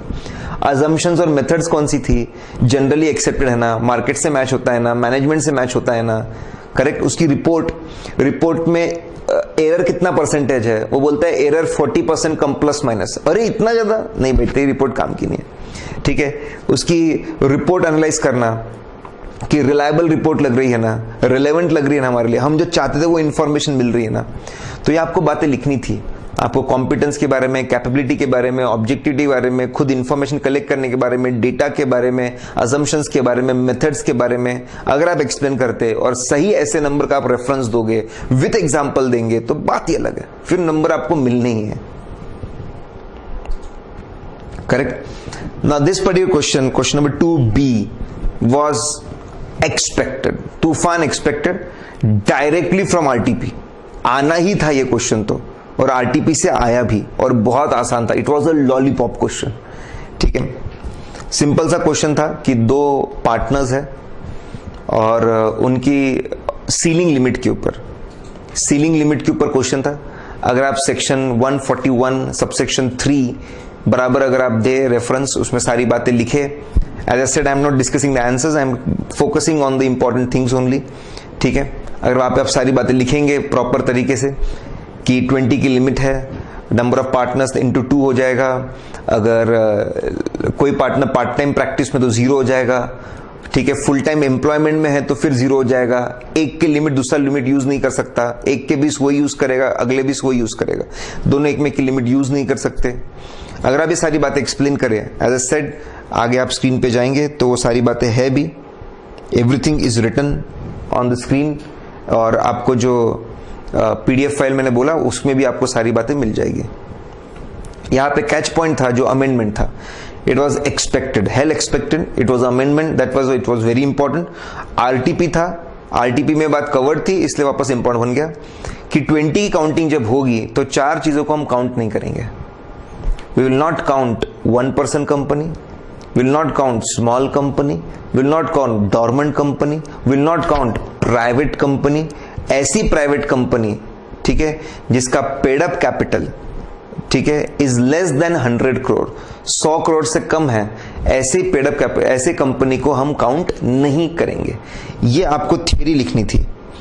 उसके बाद में उन्होंने जो सवाल पूछा, एकदम सिंपल सा केस था कि ये दो लोग है तो 2 into 20 40 ऑडिट कर सकते हैं, उनके पास में 36 अभी पहले से है, 36 अभी पहले से है। तो आपको बताना था कि 40 ऑडिट कर सकते हैं। एक पूरा थ्योरी लिखने के बाद एक एक करके स्टेप बाय स्टेप कि ये 2 लोग हैं, 2 into 20 40 ऑडिट कर सकते हैं। 36 से ऑलरेडी कर चुके हैं, तो they can do additional 4 audit और कर सकते हैं। उनको ऑफर किए गए 7 ऑडिट, लेकिन 7 ऑडिट में खास बात, उसमें से 1, ठीक है, एक प्राइवेट कंपनी है having paid up capital more than 150 crore, paid up capital of 150 crore. 5 small companies है, करेक्ट, और एक डॉर्मेंट कंपनी है। तो 7 में से स्मॉल कंपनी को तो काउंट करना ही नहीं है, डॉर्मेंट कंपनी को काउंट करना ही नहीं है, जिसका पेड अप कैपिटल 150 करोड़ से is not less than 100 crore, is not less than 100 crore, मतलब 100 करोड़ से ज्यादा जिसका है एक ही है, तो वही काउंट हो गए। हमारे पास 4 की लिमिट थी, तो एक हमको काउंट कर लेना था, बराबर। एक की काउंटिंग, हमारे पास 4 की लिमिट है और एक ही काउंटिंग लगने वाली है, तो we can definitely accept it. फिर सवाल पूछा था कि अगर 7 में से 3 कंपनियां ऐसी है जिनका पेड अप कैपिटल 90 करोड़ हो, तो कुछ फर्क पड़ेगा क्या? नहीं, कोई फर्क नहीं पड़ेगा। 100 करोड़ के नीचे होना चाहिए, 100 करोड़ के नीचे होना चाहिए। अगर ऐसा है तो कोई फर्क नहीं पड़ेगा, बराबर। हो सकता है वो स्मॉल कंपनी में ना है, स्मॉल कंपनी की डेफिनेशन, ठीक है, ऐसे भी, सॉरी, स्मॉल कंपनी में ऐसे भी 50 लाख है, नॉट 50 करोड़, ठीक है। यहां पे पेड अप कैपिटल 100 करोड़ के नीचे है ना, 90 करोड़ से कोई फर्क नहीं पड़ता, तो आपको लिखना था 90 करोड़ से कोई फर्क नहीं पड़ता। अगर कुछ कंपनियों का पेड अप कैपिटल 90 करोड़ भी बोलते तो उससे कोई फर्क पड़ने वाला नहीं है। मतलब स्मॉल कंपनी में वो नहीं आएंगे, स्मॉल कंपनी की डेफिनेशन 50 लाख है, लेकिन ये प्राइवेट कंपनी के क्लॉज में एग्जेम्पशन ले सकते हैं। एग्जेम्पशन के 4 है, ओपीसी, स्मॉल, डॉर्मेंट या प्राइवेट कंपनी। चारों में से किसी में भी एग्जेम्पशन है, आप उसकी काउंटिंग होने वाली नहीं है। बहुत ही इंपॉर्टेंट, बहुत आसान क्वेश्चन मैं मानता हूं, क्योंकि अमेंडमेंट था। इससे आपको समझ में आता है कि अमेंडमेंट क्यों इतना इंपॉर्टेंट होता है। अमेंडमेंट के ऊपर स्ट्रेट अवे क्वेश्चन था। Now this was general steps in conduct of risk based audit, ठीक है। आप लोग as I said some font problem, ठीक है, इंग्लिश छोड़े कुछ और हो गया है, आपके जो पीडीएफ फाइल है उसके अंदर है। ये अब क्वेश्चन था straight away from the module से स्ट्रेट अवे क्वेश्चन था, ठीक है। ऐसे 315 तो है ही, लेकिन हमारे चैप्टर के अंदर इसके बारे में कुछ लिखा हुआ था। बहुत ही सिंपल से 4 स्टेप्स थे, ठीक है। जो अब 315 के अंदर 315 इज फॉर रिस्क असेसमेंट, ठीक है, रिस्क असेसमेंट था। लेकिन ये अब हमारा ये भी एक खास बात है हमारे मॉडल की, एक ऐसे उसी कॉन्सेप्ट के ऊपर एसेस बने हुए और उसी कॉन्सेप्ट के ऊपर कुछ चैप्टर्स में कुछ अलग अलग बातें लिखी हुई है। तो एसेस में पढ़िए आप, और कुछ जो एडिशनल बातें हैं चैप्टर की कुछ वो ऐड करते जाइए, ठीक है। तो ये general steps in risk based audit करके था, बहुत सिंपल सी बात थी। वही स्टेप नंबर 1 था, understanding entity and it's environment. आप जाइए, एंटिटी को अच्छे समझिए, क्या क्या गड़बड़ हो सकता है। जैसे रिटेल इंडस्ट्री में स्टॉक और कैश में गड़बड़ हो सकता है, ज्वेलरी में डायमंड वैल्यूएशन में गड़बड़ हो सकता है, टेलीकॉम में बिलिंग में गड़बड़ हो सकता है। जाके समझिए कहाँ कहाँ पे गड़बड़ होने के चांसेस ज्यादा हैं। कैश पेमेंट्स अगर बहुत हो रहे हैं लेबर्स को, बराबर बहुत ज्यादा पेमेंट्स आप अगर कर रहे हैं लेबर को, कैश पेमेंट्स बहुत ज्यादा है, तो वहां पे गड़बड़ हो सकता है, ठीक है। फास्ट चेंजिंग टेक्नोलॉजी वाली इंडस्ट्री है ये, करेक्ट, तो ऑब्सोलेसेंस होता है, वहां पे ऑब्सोलीट है कि नहीं चीजें वहां। तो पहले आप जाके understanding entity and it's environment, और जाके आप समझिए बातों को। फिर दूसरा आप समझिए कि मैनेजमेंट ने क्या किया है, ठीक है, मैनेजमेंट ने क्या स्ट्रेटेजी बनाई है, मैनेजमेंट के इंटरनल कंट्रोल सिस्टम्स कितने स्ट्रांग है इन सबको काउंटर करने के लिए। मतलब अगर मैं ऐसे के लैंग्वेज में बोलूं तो पहले एंटिटी को समझ के इनहेरेंट रिस्क जानो, मैनेजमेंट के कंट्रोल सिस्टम्स को समझ के कंट्रोल रिस्क जानो, करेक्ट। तो आपको मिल जाएगा, यू विल अंडरस्टैंड कि कंबाइंड, आपको पता होगा इनहेरेंट रिस्क और कंट्रोल रिस्क को कंबाइन करते हैं तो risk of material misstatement. Audit के पहले जो फाइनेंशियल स्टेटमेंट मुझे पेश किए जाएंगे उसमें गलती होने के चांसेस कितने हैं, उसको बोलते हैं risk of material misstatement. Audit के पहले जो फाइनेंशियल स्टेटमेंट मुझे पेश किए जाएंगे, that is risk of material misstatement. वो डिपेंड करता है कि अंदरूनी रिस्क कैसी है, particular income expense asset liability में गलती होने के चांस कितने, इनहेरेंट रिस्क, और उसको काउंटर करने के लिए जो इंटरनल कंट्रोल सिस्टम्स बने हैं वो रिस्क कैसी है, कंट्रोल रिस्क। ये दो पे डिपेंड करता है। तो पहले आपको वही एनडीटी को समझ के इनहेरेंट रिस्क जानना, मैनेजमेंट को समझ के आपको कंट्रोल रिस्क जानना, खुद की रिस्क तय करना आप कितनी रखना चाहते हो। ऑडिट रिस्क अगर आपने बोला 1%, कॉन्फिडेंस 99, रिस्क 1%। ऑडिट रिस्क आपने बोला 5%, मतलब confidence level 95%, risk 5%। Audit risk आपने बोला 10%, मतलब 10% ऑडिट रिस्क है, कॉन्फिडेंस 90%। ये हमको तय करना पड़ता है।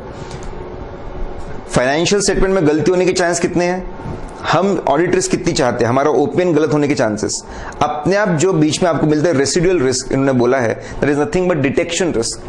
ये आपने पढ़ा होगा कि रिस्क ऑफ मटेरियल मिसस्टेटमेंट ज्यादा है तो इतनी मेहनत करो कि ऑडिटर के हाथ से कुछ चीज छूटे नहीं। डिटेक्शन रिस्क को इनवर्सली एडजस्ट करना पड़ता है ताकि जो आउटपुट है audit risk should be always lowest.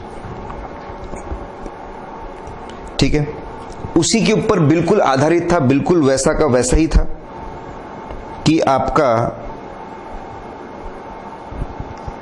Inherent risk और कंट्रोल रिस्क को अगर आप ऐड करते हैं तो मिलता है रिस्क ऑफ मटेरियल मिसस्टेटमेंट बराबर। डिटेक्शन रिस्क को अगर आप उसमें ऐड करेंगे तो आपको मिलेगा ऑडिट रिस्क। ये पूरा मैनेजमेंट के हाथ में होता है, मैनेजमेंट के हाथ में होता है। हम जाके सिर्फ डिटरमाइन करते हैं, we simply go and determine. हम जाके सिर्फ डिटरमाइन करते हैं कि ये बराबर है कि नहीं। ठीक है, ये हम खुद तय करते हैं कि कितना होना चाहिए, वी डिसाइड इट। हम इसको डिसाइड करते हैं और अपने आप आपको मिल जाएगा बैलेंसिंग फिगर कि डिटेक्शन रिस्क कितना होना चाहिए, जिसको ये लोग बोलते हैं रेसिडुअल रिस्क। ये हमारे हाथ में है, रेसिडुअल रिस्क। तो आपको जो 4 स्टेप्स थे, ठीक है, उसमें स्टेप नंबर 1 जाइए, go and talk to management, understand entity and environment. बड़ी बड़ी रिस्क को आप आइडेंटिफाई करो, मतलब इनहेरेंट रिस्क। मैनेजमेंट क्या करता है उसको काउंटर करने के लिए, वो समझो, उनकी स्ट्रेटेजीज। कंट्रोल रिस्क, अपनी खुद की जो अब रेसिडुअल रिस्क निकली अब, ठीक है, अपनी खुद की ऑडिट रिस्क कितनी होगी वो तय कर लो। इससे आपको रेसिडुअल रिस्क मतलब डिटेक्शन रिस्क आपको मिल जाएगा। और चौथा, अब उन मैनेजमेंट को बोलो कि देखिए आपकी रिस्क इतनी है, हम इतना चाहते हैं, तो डिटेक्शन रिस्क हमको इतनी रखनी पड़ेगी और इतनी मेहनत करनी पड़ेगी। करेक्ट, ये आंसर आपको, अगर आप concept of inherent risk, control risk, detection risk और ऑडिट रिस्क के कॉन्सेप्ट को जानते हैं, तब आप ये आंसर को और अच्छे समझ पाएंगे। मैं आपको क्या बताना चाहता हूं कि this question was straight away from risk assessment, जो हमारा एक चैप्टर है वहां से पूछा गया था, मॉड्यूल में से। बराबर, जो बातें लिखी है बिल्कुल ऐसे में जैसी लिखी है वैसी, लेकिन अगर आप उसी फ्लो में, वही 4 पॉइंट्स के फ्लो में, अगर वैसी लैंग्वेज में अगर आप इसको लिखेंगे तो आपको अच्छे नंबर मिलेंगे। अगर आपने ओन वर्ड्स में लिखा है तो कम से कम 50% मार्क्स तो आपको मिलने ही चाहिए। Correct, so this was something straight away. It was ये क्वेश्चन प्रैक्टिस मैनुअल में नहीं था, it was not in practice manual. As I said, पूरे से 50 मार्क्स का जो पेपर था, it was from practice manual. बहुत सारी बातें पीएम में नहीं थी।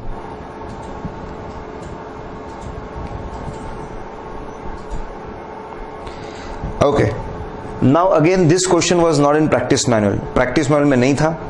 करेक्ट, इस पर्टिकुलर चैप्टर को इंपॉर्टेंस अब और मिलता जा रहा है, लगातार इससे क्वेश्चन पूछे जा रहे हैं। इस बार भी क्वेश्चन था, पहले भी क्वेश्चन था, बाद में भी क्वेश्चन था, तो हमको एक ट्रेंड नजर आ रहा है कि शायद इससे क्वेश्चन पूछते ही चले जाएंगे। सार्बेन्स-ओक्सले, सॉक्स के ऊपर क्वेश्चन था। ठीक है, अब आपको यूएस में एक्ट है सॉक्स। अब आपको बता दूं, यूएस में एनरॉन कंपनी, उनकी one of the largest energy company, डूब गई थी। परेशान थे वो, बहुत चिंतित थे, इतने रूल्स रेगुलेशन के बाद में भी कंपनी डूब गई। तो उन्होंने ये तय किया कि आज, पहले ऑडिटर क्या कर रहा था, साल भर जो काम चल रहा है सिस्टम, उसका सिर्फ आउटपुट फाइनेंशियल स्टेटमेंट पे फोकस था। सॉक्स ने बोला नहीं, साल भर जो सिस्टम रहता है उस पे फोकस लेके आओ। तो सार्बेन्स-ओक्सले ने फोकस पूरा आउटपुट से, फोकस को सिर्फ फाइनेंशियल स्टेटमेंट के ऊपर फोकस करने की बात नहीं की, जो साल भर जो सिस्टम चलता है उसके ऊपर फोकस लेके आओ, उसकी बात की। ठीक है। और सार्बेन-सॉक्सले के अंदर यूएस के अंदर एक बोर्ड भी बना, public company accounting oversight board. Public company के, ठीक है, अकाउंटिंग ऑडिटिंग जो लोग कर रहे हैं उनके ऊपर ओवरसाइट रखने के लिए बोर्ड, पीसीएओबी बोर्ड, बहुत ही फेमस है वहां का। तो आपको नॉलेज होना चाहिए था कि सॉक्स एक्ट है, सॉक्स एक्ट के अंदर पीसीएओबी बोर्ड है, और पीसीएओबी बोर्ड ने क्या बोला है, तो एकदम सिंपल बातें बोली थी पीसीएओबी बोर्ड ने, ठीक है। This was again as I said not in practice manual, हमारे नोट्स में भी कवर था। It was straight away from the, हमारे मॉड्यूल के अंदर कुछ है वहां से कवर था, एक्सपेक्टेड लग रहा था, इसलिए मैंने भी हमारे नोट्स में इसको इंक्लूड करके रखा था, ठीक है, कि कौन सी बातें होनी चाहिए। तो एकदम पीसीओबी ने एकदम सिंपल बातें बोली कि हर कंपनी के इंटरनल कंट्रोल सिस्टम के डिटेल डॉक्यूमेंट्स होने चाहिए, ठीक है, कि मेजर ट्रांजैक्शंस कौन से हैं, सबके फ्लोचार्ट बने होने चाहिए, फ्लोचार्ट में दिखना चाहिए how they are initiated, how they are authorised, how they are processed, how they are recorded, how they are summarised, how they are reviewed, वो पूरा होना चाहिए। आप बड़े बड़े ट्रांजैक्शंस के बारे में लिखिए, उनके फ्लोचार्ट्स बनाइए, उनके पूरे प्रोसेस के बारे में आप लिखिए, बराबर। That was requirement, correct, enough continuously, जितने बड़े बड़े जो आपके इंटरनल कंट्रोल सिस्टम है उसकी इंफॉर्मेशन कंटिन्यूसली जनरेट होनी चाहिए, मैनेजमेंट को मिलनी चाहिए, ताकि कुछ भी अगर अजीबोगरीब हो तो हम एक्शन ले सके। ये पीसीओबी के बारे में, किसके बारे में लिखा हुआ था, it was there. As I said guys, 90% of the paper is from the material only. बड़ी मुश्किल से 5 या 10 नंबर, अगर आपको जनरल लगता है मतलब आपको नहीं मालूम कि वो क्वेश्चन कहां से पूछा गया था, ठीक है। नाउ एक्सपेक्टेड लग रहा था फिर से, और पूछा भी उन्होंने, बहुत सही। 3400 करके स्टैंडर्ड्स एंड एश्योरेंस एंगेजमेंट है, प्रोजेक्टेड फाइनेंशियल स्टेटमेंट। बच्चे उसमें लिमिटेड बातें पढ़ते हैं, लिमिटेड बातें उसमें पढ़ते हैं, लेकिन पूछा क्या था, प्रोजेक्टेड फाइनेंशियल स्टेटमेंट के प्रेजेंटेशन और डिस्क्लोजर में कौन सी बातें चेक करनी चाहिए। प्रोजेक्टेड फाइनेंशियल स्टेटमेंट, अगले 3 साल 4 साल 5 साल के जो फाइनेंशियल स्टेटमेंट्स होते हैं उनको बोलते हैं प्रोजेक्टेड फाइनेंशियल स्टेटमेंट। उसका ऑडिट कैसे करना है एसएई में लिखा हुआ है।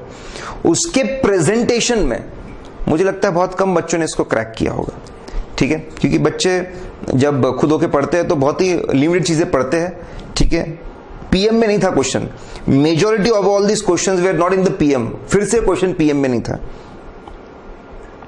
ठीक है। तो सिंपल था, एक निमोनिक वहां पे बनाया था। चेंजेस इन अकाउंटिंग पॉलिसीज अगर थी पास्ट में, या फिर प्रोजेक्शन में आपने बदला है, चेंजेस की अकाउंटिंग पॉलिसी, उसको अच्छे से प्रेजेंट करना चाहिए। सी ड्रामा करके निमोनिक था। डेट बताना बहुत जरूरी है कि ये कब बनाए गए, वेन दीज, ये प्रोजेक्शंस को कब बनाया गया था, वो बनाना कब बनाया गया था, मई में के महीने में थे, जून में थे, अगस्त में थे, अक्टूबर में थे, डेट हमेशा जरूरी है, ठीक है।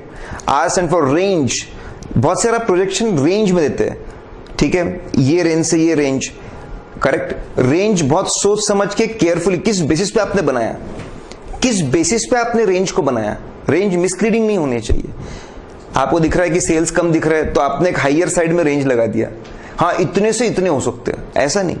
लॉजिक होना चाहिए, नॉलेज होना चाहिए, किस बेसिस पे आपने प्लस 5% प्लस किया, 10% माइनस किया, किस बेसिस पे किया आपने, वो पूरा डिस्क्लोज होना चाहिए, प्रेजेंटेशन डिस्क्लोजर में वो आना चाहिए, इट शुड बी देयर, बराबर उसका पार्ट रहना चाहिए। अकाउंटिंग पॉलिसीज पूरी आनी चाहिए कि किस बेसिस पे, we should be aware accounting policies, SLM है, डब्ल्यूडीवी है, ताकि आगे पता रहे कि डेप्रिसिएशन कैसा है, करेक्ट। ये बातें आपको लिखनी थी, it should not be misleading. मैंने आपको बोला जैसे वहां पे लिखा है profit for the project 500 crore and cost of the project, ठीक है, 500 करोड़ है, 1000 करोड़, अरे ये टोटल प्रॉफिट्स है, और ये टोटल प्रॉफिट्स है and total cost, this is not per annum. Generally profit लोग क्या समझते, लोग समझते प्रॉफिट मतलब पर एनम होता है, मिसलीडिंग है। प्रॉफिट के सामने आप ये नहीं लिख रहे कि टोटल प्रॉफिट है कि पर एनम प्रॉफिट है, तो इट्स मिसलीडिंग थिंग, मिसलीडिंग नहीं होनी चाहिए। इसके बारे में ये प्रेजेंटेशन डिस्क्लोजर की बात थी। अब बच्चे यहाँ पे लिख के अगर आए प्रोस्पेक्टिव फाइनेंशियल स्टेटमेंट क्या होते हैं, ऐसे ही नंबर भी लिख के आए, कितने तरह के प्रोस्पेक्टिव इंफॉर्मेशन होती है, तो कोई नंबर नहीं मिलेंगे जब तक आप स्पेसिफिकली प्रेजेंटेशन एंड डिस्क्लोजर की बात नहीं करते, प्रेजेंटेशन और डिस्क्लोजर के फैक्टर्स के बारे में बात नहीं करते। और ये सारी बातें है ऐसे के अंदर, पढ़ने की जरूरत है सिर्फ, it was there in the SAs, और इंपॉर्टेंट लग रहा था, बिल्कुल इंपॉर्टेंट, क्योंकि उसका पूरा फैक्टर्स बना के दिया हुआ था। ठीक है, एकदम सिंपल सा, this was very simple question. अगर आप हड़बड़ी में नहीं है, आई थिंक दिस पेपर का wonderful part was company audit के ऊपर काफी सवाल पूछे गए, जो उन्होंने थोड़ा लीक चेंज किया, हट के उन्होंने पूछा।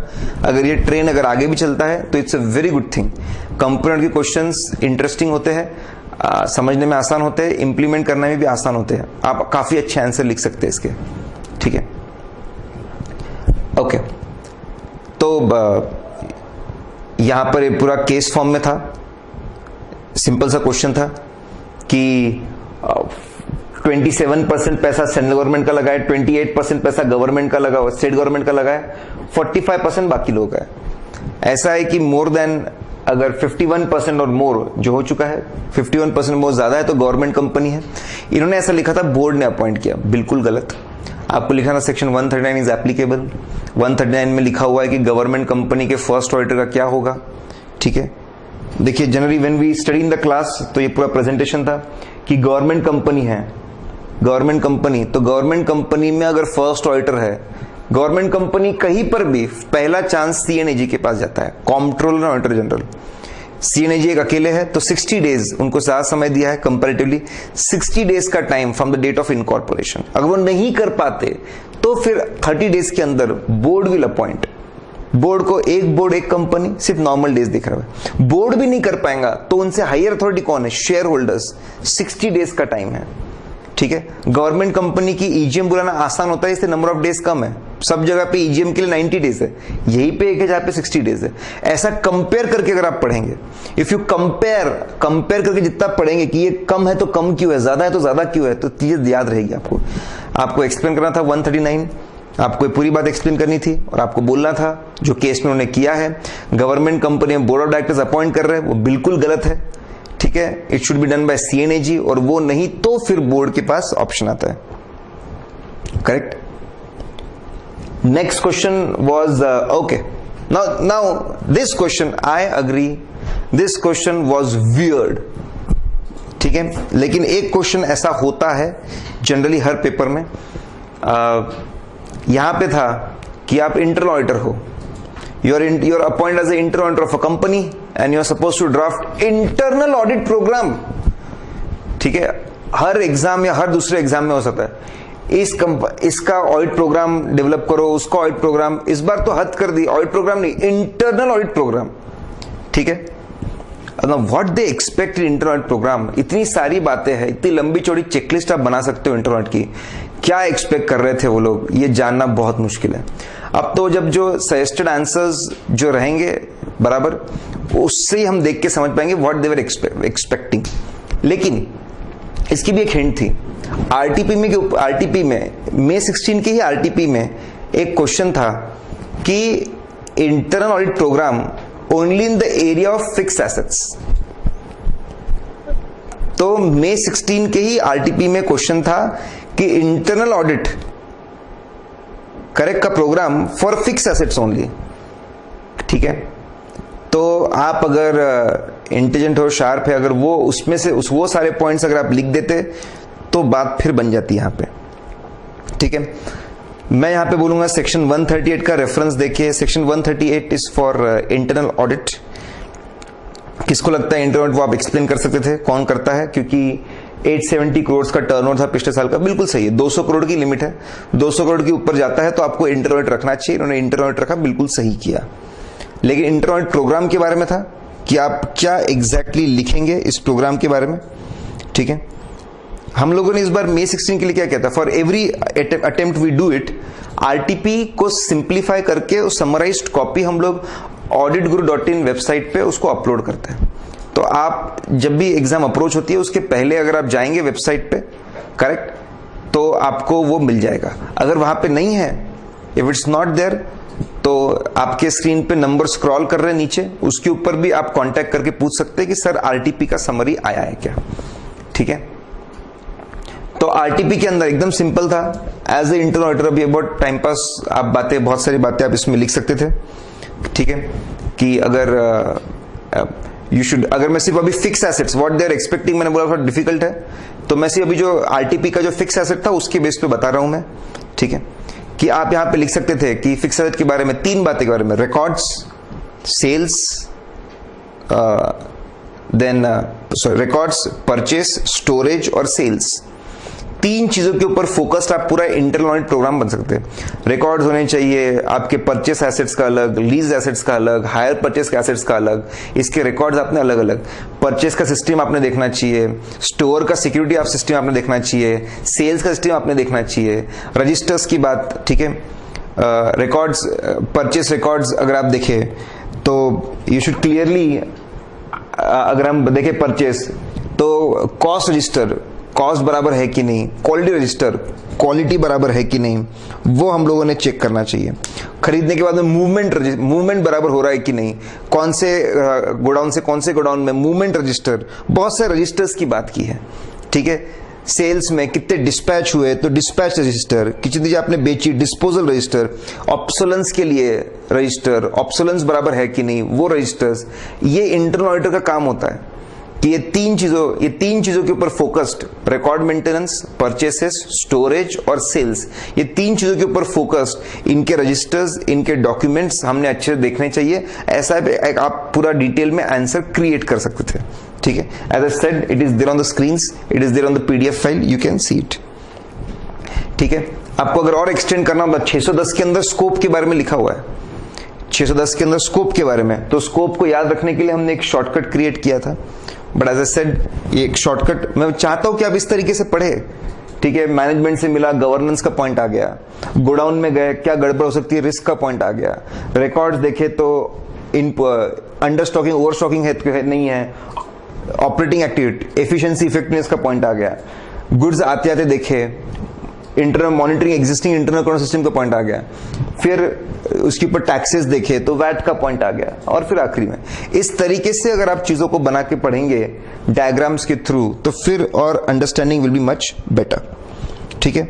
ये इंटरेस्टिंग था क्वेश्चन कि रिकमेंडेड डिविडेंड 15% का डिविडेंड रिकमेंड किया, ठीक है। 31 मार्च खत्म हो गया, 1 मई को डिविडेंड रिकमेंड किया, प्रपोज किया, फिर उन्होंने देखा कि कंपनी लॉसेस में जा रही है, तो 7 जुलाई को बोर्ड ऑफ डायरेक्टर्स ने उसको कैंसिल कर दिया, ठीक है। बोर्ड ऑफ डायरेक्टर्स ने अनाउंस प्रपोज किया, बोर्ड ऑफ डायरेक्टर्स ने उसको विड्रॉ कर लिया, उसको रिसीव कर दिया, उसको कैंसिल कर दिया। मीटिंग में शेयर होल्डर्स ने पूछा आप ऐसे कैसे कर सकते हो, तो सुनिए बहुत इंटरेस्टिंग था, ध्यान से पढ़ना था। बोर्ड ऑफ डायरेक्टर्स ने ही डिविडेंड प्रपोज किया, उन्होंने उसको कैंसिल कर दिया, अभी वो डिक्लेयर होना बाकी था। Dividend becomes a debt once it is declared, एक बार डिक्लेयर हो जाए तो वो डेट है, वो पे करना मस्ट है, आप उसको इग्नोर नहीं कर सकते, आप उसको अवॉइड नहीं कर सकते, उसके बदले कुछ और आप दे नहीं सकते, बराबर। Nothing doing, you have to stick कि आपको पे करना ही पड़ता है। लेकिन डिक्लेयर होने के बाद, डिक्लेयर कब होता है, एजीएम में। यहां पे एजीएम के पहले ही बोर्ड ऑफ डायरेक्टर ने अपना डिसीजन वापस कर लिया, it's perfectly fine, it's absolutely normal. आप सेक्शन 1, ठीक है, सेक्शन 123 डिविडेंड से रिलेटेड है, टेबल एफ आपको होता है article, model article of table F में लिखा हुआ है, इन दोनों का रेफरेंस, टेबल एफ का क्लॉज 80 है जो डील करता है डिविडेंड से, उन दोनों का रेफरेंस देके आप लिख सकते थे, वहां पे पूरी बात लिखिए कि जनरल प्रोसीजर पहले होती है कि डिविडेंड पहले प्रपोज होता है, प्रपोज होने के बाद डिविडेंड डिक्लेयर होता है, उसमें वो सेम रेट डिक्लेयर कर सकते हैं, उसको कम भी कर सकते हैं, एक्सीड नहीं होना चाहिए, ऐसा पहले भी लिखा था, अभी भी लिखा है। कुछ लोगों को थोड़ा सा कंफ्यूजन था कि क्या हम लोग रेट्स को कम कर सकते हैं, कर सकते हैं, बिल्कुल कर सकते हैं, ठीक है। We can reduce the rate also, 100% sure about it. तो ये आप एक्सप्लेन करने के बाद आप बताएंगे कि भाई डिविडेंड तो अभी तक डिक्लेयर हुआ ही नहीं है, डिक्लेयर हुआ ही नहीं है तो ये लायबिलिटी बनी नहीं है, तो बोर्ड ऑफ डायरेक्टर्स को पहले ही रिवर्स कर रहे हैं, इट्स परफेक्टली फाइन। यहां पे अगर कोई बच्चे हड़बड़ाहट में अगर किसी ने आंसर लिखा, फास्ट अगर किसी ने पढ़ा, तो बच्चों के दिमाग में फिट होता है डिविडेंड, अरे डिविडेंड कैंसिल नहीं हो सकता, कैंसिल नहीं हो सकता, कैंसिल नहीं हो सकता, गलती करने के चांसेस थे। जो इसको एकदम आराम से इस क्वेश्चन को पढ़ेगा वो समझेगा कि डिविडेंड प्रपोज भी हमने किया और प्रपोज डिविडेंड को रिवर्स भी हम कर रहे हैं, डिक्लेयर होने के पहले चलेगा, ये कोई प्रॉब्लम नहीं है, ठीक है। This particular question 4A, this was straight away from the RTP, सीधा आरटीपी में से था, बहुत ही आसान, बहुत सिंपल सा क्वेश्चन था, ठीक है। एज आई सेड आरटीपी बहुत इंपॉर्टेंट है कि क्रिमिनल लाइबिलिटीज, अगर ऑडिटर गलत काम करता है तो उसके ऊपर क्या लाइबिलिटीज आ सकती है? दो तरह की लाइबिलिटीज होती है। क्रिमिनल मतलब जहां पे उसको जेल जाना पड़े, और सिविल लाइबिलिटी मतलब जहां पे उसको पेमेंट करना पड़े, पेनाल्टीज भरनी पड़े। तो कंपनीज एक्ट के सेक्शंस कोट करने थे आपको। सेक्शन 34 है। सेक्शन 34 की प्रोस्पेक्टस के अंदर कोई भी अगर अनट्रू फेक सेल्स है, अनट्रू स्टेटमेंट है, मिसलीडिंग अगर है, ठीक है, मिसलीड कर रहा है, अदर इनकम को आपने ऐड कर दिया सेल्स के अंदर, ठीक है, तो जितने भी एवरी पर्सन हु ऑथराइजेस, मतलब auditor is one of them, हमने अगर उसको ऑथराइज किया, उस पर साइन किया हम लोगों ने कि बराबर बोला है इसको, ठीक है, प्रोस्पेक्टस के अंदर कोई भी स्टेटमेंट जो गलत है या फिर मिसलीडिंग है, सेल्स ही फेक लिखे, अदर इनकम को सेल्स में ऐड कर दिया, मिसलीडिंग तरीके से आपने चीजों को लिखा हुआ है, जितने लोग ऑथराइज करते हैं उन सबको पेनलाइज किया जाएगा सेक्शन 447 में। क्या होता है हम लोग देखेंगे। सेक्शन 34 के बारे में बोलते हैं आप, लेकिन अगर आप ये प्रूव कर दे उसके अंदर भी कि ये इममटेरियल है, इममटेरियल चीज है, छोटी मोटी चीज है, या प्रूव कर दे कि भाई मैंने तो पूरा सही समझ के ही रिपोर्ट दी थी, सही समझ के मैं रिपोर्ट दी थी, और reasonable ground to believe that information is true and not misleading, मैंने बिल्कुल सोच समझ के रिपोर्ट दी थी, करेक्ट। अगर मैं ऐसा बोल दूं, ऐसा अगर प्रूव करूं तो मैं बच सकता हूं। तो आपको सेक्शन 34 है कंपनीज एक्ट का, बहुत सिंपल सा सेक्शन है, ठीक है, जो दो चीजें गलत होगी तो पनिशमेंट है, बचने के दो रास्ते हैं, वो आपको बताता सेक्शन 34। उसके बाद आप सेक्शन 147 एक्सप्लेन कर सकते हैं कि अगर ऑडिट के कोई भी सेक्शन 139 से लेके 147 तक, 146 तक कुछ भी अगर गलत होता है तो कंपनी के ऊपर क्या पेनाल्टी है, कंपनी के ऑफिसर्स पे क्या, कंपनी पे 25,000 से 5 लाख तक, ऑफिसर्स पे 10,000 से 1 लाख तक, या 1 साल की सजा, या दोनों, ये पेनाल्टी है। ऑडिटर 4 सेक्शन ही सिर्फ है, 139, 143, 144, 145। 139 है, 3 गैप है, उन सब की लॉजिक है क्यों उनको छोड़ा गया, और फिर 3 सेक्शन पकड़े, 144, 145, ठीक है, 143, 144, 145, 3 सेक्शंस को पकड़ा गया, और 43, 44, 45 इनको पकड़ के इन्होंने पेनाल्टी लगाई ऑडिटर के ऊपर भी। ऑडिटर के ऊपर पेनाल्टी है 25 से 5, लेकिन अगर ऐसा प्रूव होता है कि इट्स विलफुल फ्रॉड की वजह से तो पेनाल्टी बढ़ जाती है 1 लाख से 25 लाख, और 1 साल की सजा, या बोथ पेनाल्टीज के अंदर आ जाता है, ठीक है। तो आपको बताता सेक्शन 147 के बारे में आपको बताना था, उसके अंदर यह भी लिखा हुआ है कि आपकी जो पेनाल्टीज है जॉइंट एंड सिविल रहेगी सभी पार्टनर्स के साथ, हाँ, लेकिन जो क्रिमिनल लाइबिलिटी है जो साइन करता है उसी के ऊपर रहेगी। तो सेक्शन 34 एक्सप्लेन आप करते हैं, सेक्शन 147 एक्सप्लेन करेंगे। अब फ्रॉड के लिए क्या बोला हुआ है, फ्रॉड के लिए सजा दी हुई है मिनिमम 6 मंथ्स, जो 3 साल तक बढ़ सकती है, ठीक है, मिनिमम 6 मंथ्स, अगर जो मिनिमम 6 मंथ्स है, और अगर पब्लिक इंटरेस्ट इन्वॉल्व है तो मिनिमम 3 इयर्स, ठीक है।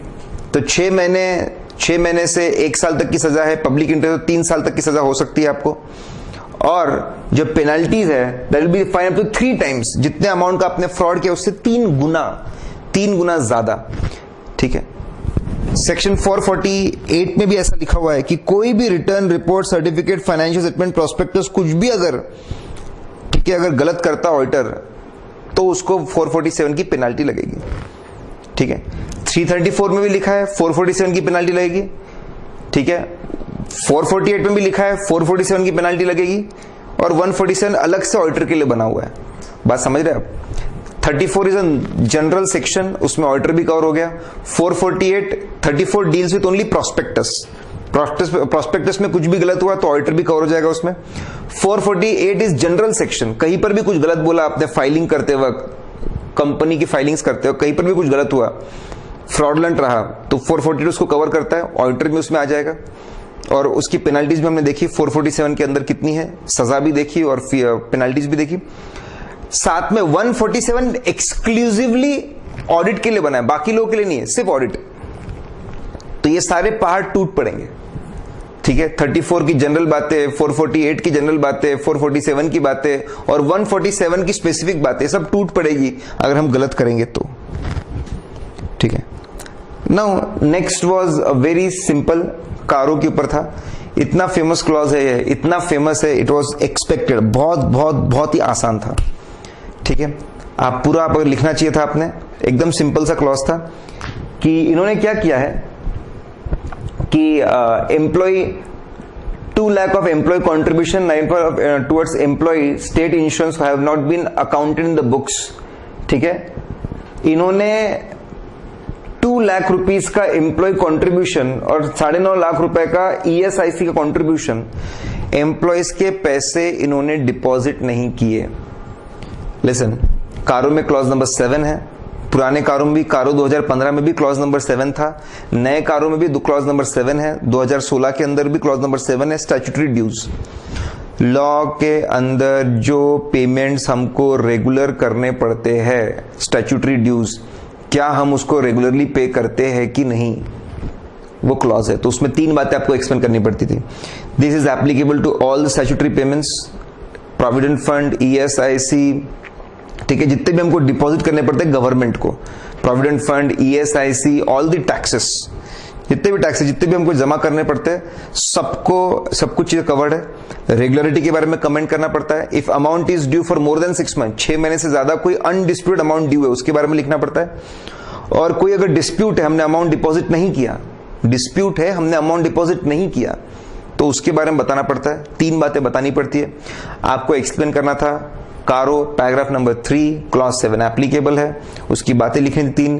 यहां पे इन लोगों ने they are not regularly depositing it, वो कमेंट करना पड़ेगा। इन्होंने अभी तक डिपॉजिट नहीं किया है, केस में ऐसा लिखा हुआ है they have not deposited yet, तो ये भी कमेंट करना पड़ेगा कि if it's more than 6 months तो अमाउंट भी बताइए।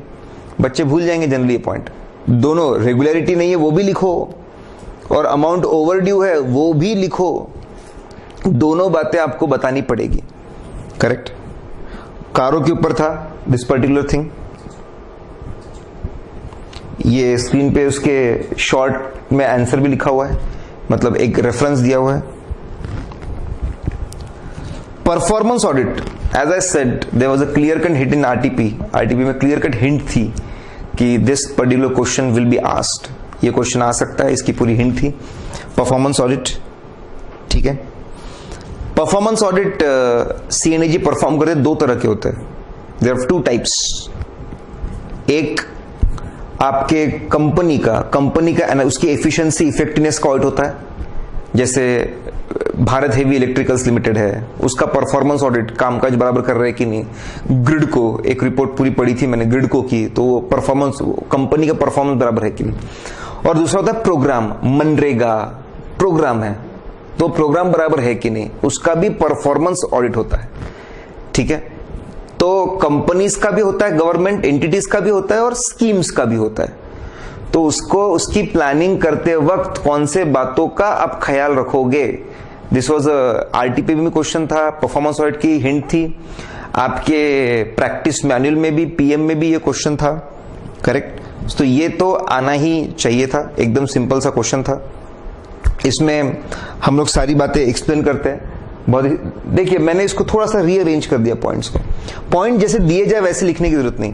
प्लानिंग बोलते ख्याल रखे कि प्लान राइटिंग में होना चाहिए, प्लानिंग करते ध्यान रखे कि एडिक्वेट रिसोर्सेस लोग हमारे पास होने चाहिए ऑडिट करने के लिए, बराबर। आपको फिर जब प्लान स्टार्ट करो, लोग हमसे क्या एक्सपेक्ट करते हैं ऑडिट रिपोर्ट में, शुगर इंडस्ट्री में एक्सपेक्ट करते हैं कि शुगर इंडस्ट्री में कैपेसिटी यूटिलाइजेशन कैसा है, कैपेसिटी कैसा है, प्रोडक्शन कैसा है, बराबर, ये हमसे एक्सपेक्ट करते हैं। This is what they expect from us. Okay, ये एक्सपेक्ट कर रहे हैं, कैपेसिटी यूटिलाइजेशन एक्सपेक्ट कर रहे हैं, कॉस्ट ऑफ प्रोडक्शन एक्सपेक्ट कर रहे हैं, और क्या एक्सपेक्ट कर रहे हैं। पिछले बार के ऑडिट्स में ब्रेकडाउन्स में बहुत प्रॉब्लम था, बहुत ब्रेकडाउन्स होते थे, पावर कट्स होते थे शुगर इंडस्ट्री में, there was a big problem. तो शुगर इंडस्ट्री का कैसा परफॉर्मेंस है वो हमको चेक करना है, तो हमको ध्यान रखना है। पुराने रिपोर्ट्स में जो पॉइंट्स थे वो भी लेना है, नए जो लोगों की एक्सपेक्टेशन है वो भी फुलफिल करना है। ठीक है, स्टेट गवर्नमेंट के क्या रूल्स है कैपेसिटी यूटिलाइजेशन के लिए या फिर कॉस्ट ऑफ प्रोडक्शन के लिए, क्या क्या उन्होंने बना के रखा है, उन्होंने कोई डिपार्टमेंट बना के रखा है, टीम बना के रखी है, सिस्टम बना के रखा है, मॉनिटरिंग बना के रखी है, वो हमको देखना चाहिए। खुद एक एक कंपनी का मैनेजमेंट किस तरीके से इंश्योर करता है कैपेसिटी प्रोडक्शन बराबर है कि नहीं, ये प्लानिंग करते हमको बातें समझनी पड़ेगी। ऑडिट के लिए डेटा कहां से लेंगे, इंटरनल डेटा रहेगा, कंपनी के सिस्टम से रहेगा, इंडस्ट्री का डेटा यूज करेंगे, कोई थर्ड पार्टी का डेटा रहेगा वो हम यूज करेंगे, बाकी ऑडिटर्स की मदद लेंगे कि नहीं लेंगे।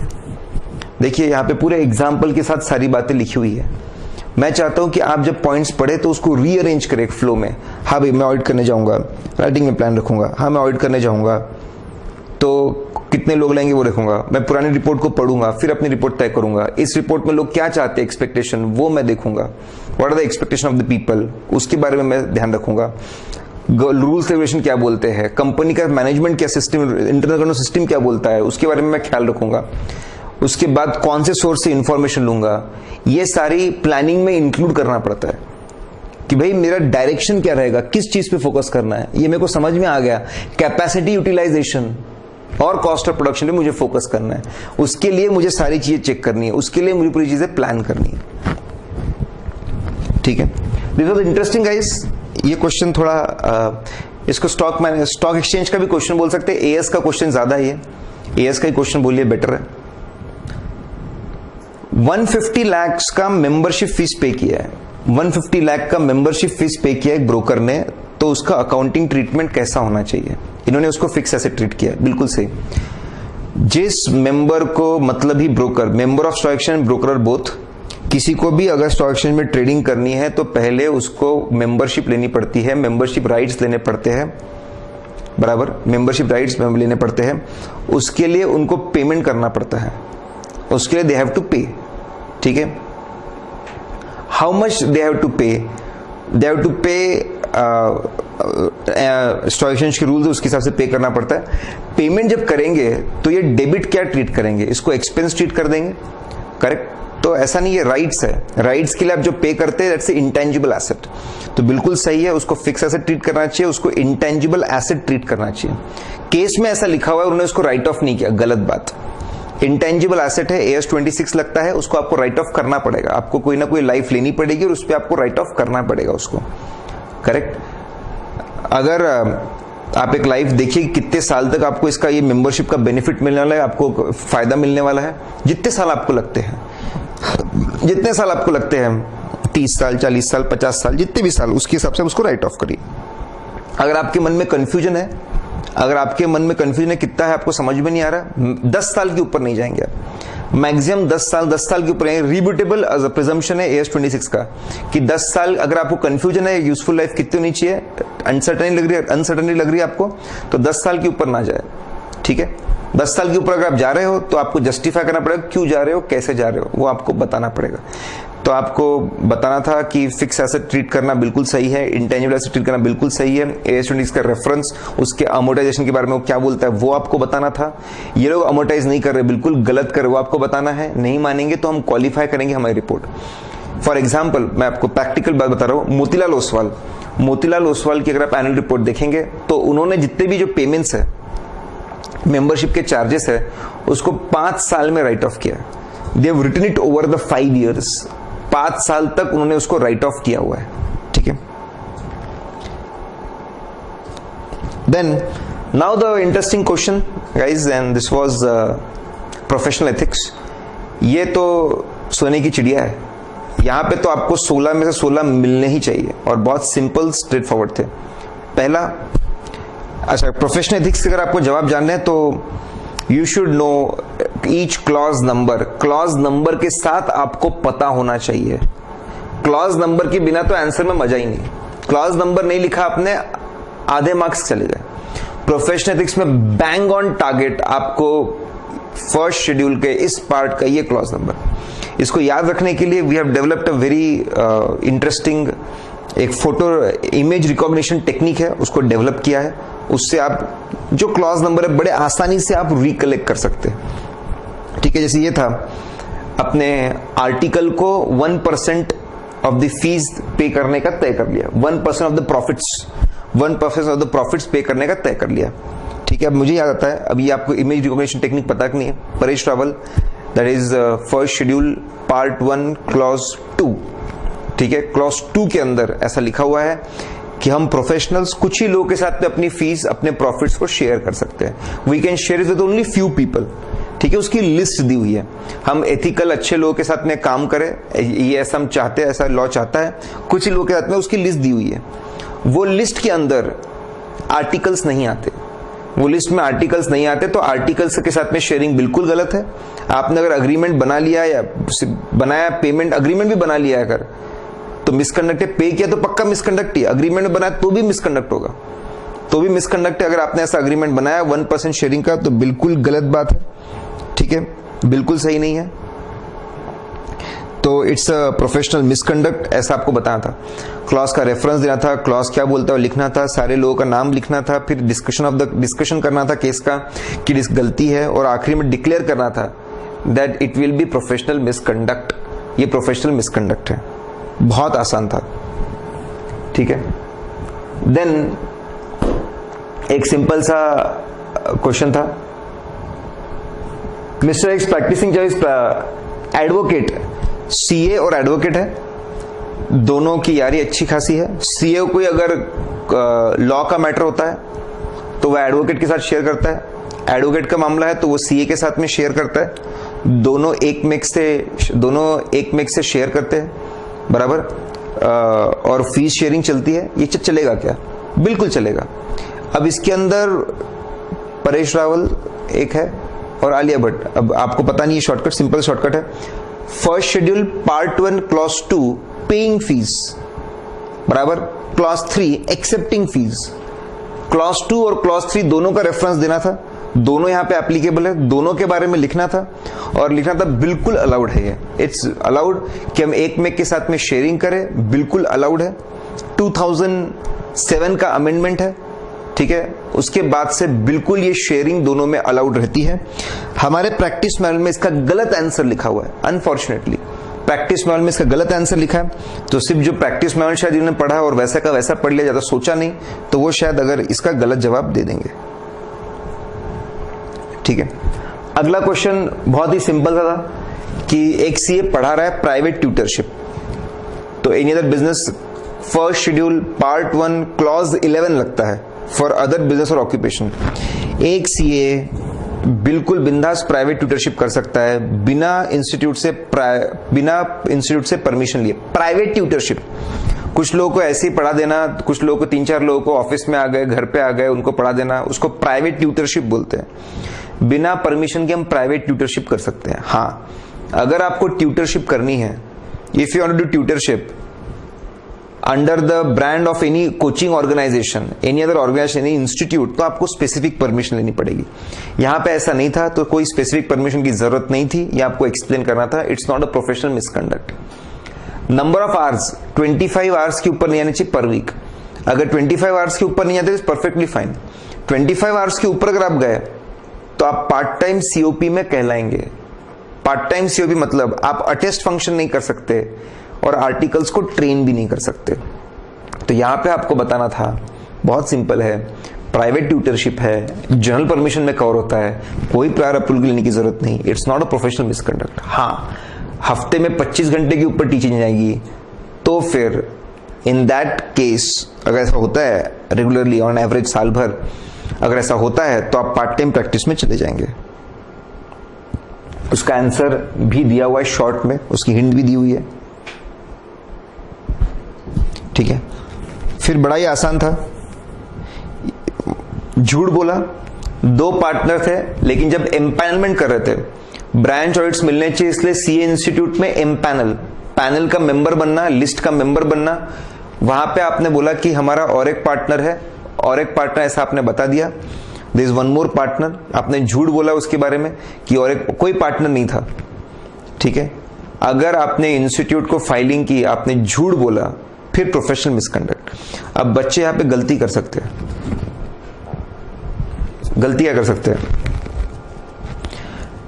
टेंडर भरते वक्त दूसरे सीए से बात, टेंडर भरते वक्त दूसरे सीए से बात करते वक्त राइटअप लिखते हुए झूठ बोला, वो भी प्रोफेशनल मिसकंडक्ट है। सीए इंस्टीट्यूट को झूठ बोला, वो भी प्रोफेशनल मिसकंडक्ट है। अगर आपने दूसरे सीए को झूठ बोला, टेंडर भरते वक्त झूठ बोला, that is professional misconduct under first schedule part 3 clause 3, clause 3, first schedule part 3 clause 3।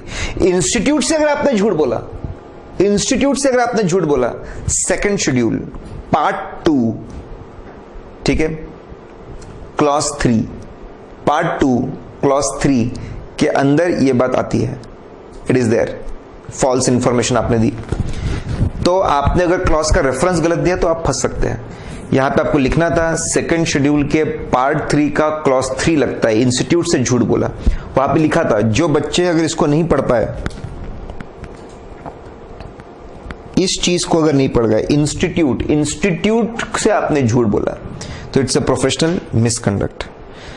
Clause का रेफरेंस देना था, क्लॉज पूरा समझाना था, केस डिस्कस करना था, उसका जजमेंट देना सुनाना था आपको, ठीक है। देन वेरी सिंपल, हमारे क्लाइंट है और हमारे क्लाइंट ने प्रोविडेंट फंड का हमारे क्लाइंट ने पॉलिसी कुछ चेंज की है कि लीव एनकैशमेंट में भी पीएफ का कंट्रीब्यूशन देंगे। मतलब लीव एनकैशमेंट के 100 रुपए दिए तो एग्जांपल के तौर पे 12%, 12% हम लोग हमारा कंट्रीब्यूशन देंगे तुम्हारे प्रोविडेंट फंड में, ठीक है, ऐसा उन्होंने लिखा है। क्लाइंट ने बोला है कि लीव एनकैशमेंट की जितना तुमको पेमेंट करेंगे, जितना पेमेंट तुमको करेंगे लीव एनकैशमेंट का, उसका 12% हम आज डिपॉजिट करेंगे तुम्हारे प्रोविडेंट फंड में, ठीक है। तो ये कंपनी के लिए एक्सपेंस है, ठीक है। उन्होंने बोला है कि कितने लोग कैश में लेंगे, कितने लोग कैश में लीव एनकैशमेंट करेंगे, ये कुछ फिक्स नहीं है। कितने लोग कैश में लेंगे ये कुछ फिक्स्ड नहीं है। अब ये कुछ फिक्स नहीं है तो इसलिए हम लोगों ने उसके ऊपर के प्रोविडेंट फंड का हम लोगों ने प्रोविजन बनाया ही नहीं, तो ये बिल्कुल गलत है। AS 15 लगता है, लीव एनकैशमेंट की अकाउंटिंग, जितने भी एम्प्लॉय को बेनिफिट्स पे करते हो उनके लिए पेमेंट करते हो उसको AS 15 लगता है। एम्प्लॉय बेनिफिट्स, लीव एनकैशमेंट पे करते हो उसको भी AS 15 लगता है। उसके ऊपर प्रोविडेंट फंड आप जमा करने वाले उसको भी AS 15 लगता है। लिखा एक्चुअल वैल्यूएशन के हिसाब से आप लीव एनकैशमेंट का प्रोविजन बना रहे हो। एक्चुअली बोल रहा है कि इतने लाख आपको पे करने पड़ेंगे लीव एनकैशमेंट के, उसका प्रोविजन बना रहे हो। जब आप उसका प्रोविजन बना रहे हो तो आपने डेफिनेटली प्रोविडेंट फंड जो आप उसके ऊपर पे करने वाले हो उसका भी आपने प्रोविजन बनाना चाहिए था। आपने AS 15 के प्रिंसिपल्स को फॉलो नहीं किया, आपने अक्रूवल बेसिस आपने फॉलो नहीं किया, AS 15 में जो लिखा हुआ है वैसा बिल्कुल फॉलो नहीं किया आपने। अगर आप लीव एनकैशमेंट का प्रोविजन बना रहे हो तो उसके ऊपर के प्रोविडेंट फंड का प्रोविजन तो आपने बनाना ही चाहिए था। ये बिल्कुल गलत है, इट्स अ मिसस्टेटमेंट। आप इसको ठीक करिए, नहीं करेंगे तो क्वालिफाइड ओपिनियन देंगे हम लोग। तो ये AS 15 से रिलेटेड क्वेश्चन है, ऐसा हम लोग बिल्कुल बोल सकते हैं,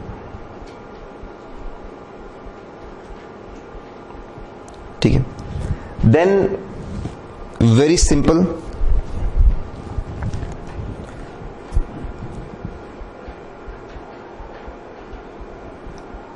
दिस वॉज इंश्योरेंस कंपनी के ऊपर क्वेश्चन, बहुत ही आसान सा सिंपल सा क्वेश्चन था इंश्योरेंस कंपनी पे। इंश्योरेंस एक्ट 1938 सेक्शन 64 VB के अंदर एक सिंपल सा रूल है कि जब तक प्रीमियम का पैसा मिलता नहीं तब तक पॉलिसी शुरू नहीं होगी।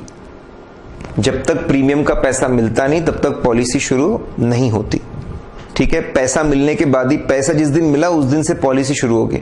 ऐसा नहीं होगा आपने पैसा दिया 10 तारीख को और पॉलिसी प्री डेट 1 तारीख से शुरू हुई, नो नो नो, जिस दिन पैसा मिला उस दिन से पॉलिसी शुरू होगी। यहां पे एक इंश्योरेंस कंपनी ने, ठीक है, पॉलिसी शुरू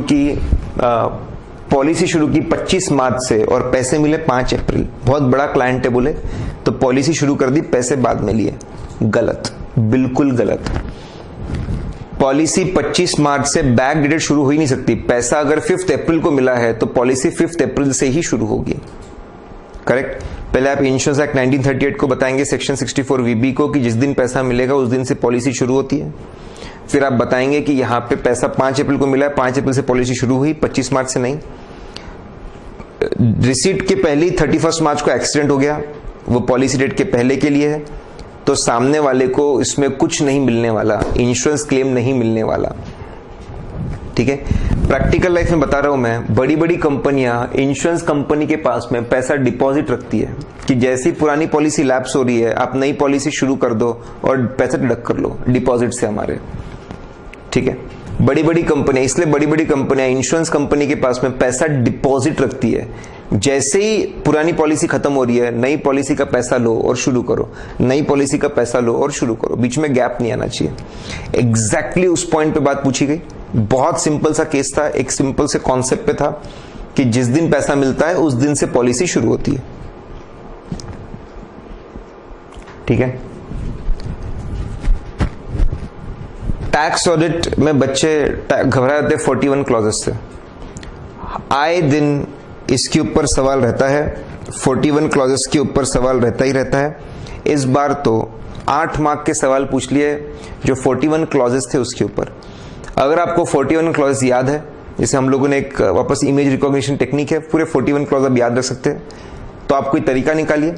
अगर 41 क्लॉज आपने याद कर लिए तो आपका पूरा डर गायब हो जाएगा। टैक्स ऑडिट से आपको बिल्कुल डर नहीं लगेगा, वो चैप्टर बड़ा आसान लगेगा। जब आपको पता है 4 मार्क का तो आता ही है, और इस एग्जाम में 8 मार्क का पूछ लिया, ठीक है, 8 मार्क का पूछ लिया। बहुत सिंपल सा क्वेश्चन था कि आपको 1 लाख रुपए के शेयर्स फ्री में मिल गए। 1 लाख रुपए के शेयर्स आपको फ्री में मिल गए, आप क्या करेंगे? तो क्लॉज 41 का, ठीक है, फॉर्म 3CD का क्लॉज 28 है। अगर फ्री में शेयर्स मिल गए असेसी को तो उसके हाथ में वो टैक्स होता है एज अ गिफ्ट, और उसके डिटेल्स फॉर्म 3CD में देने पड़ते हैं।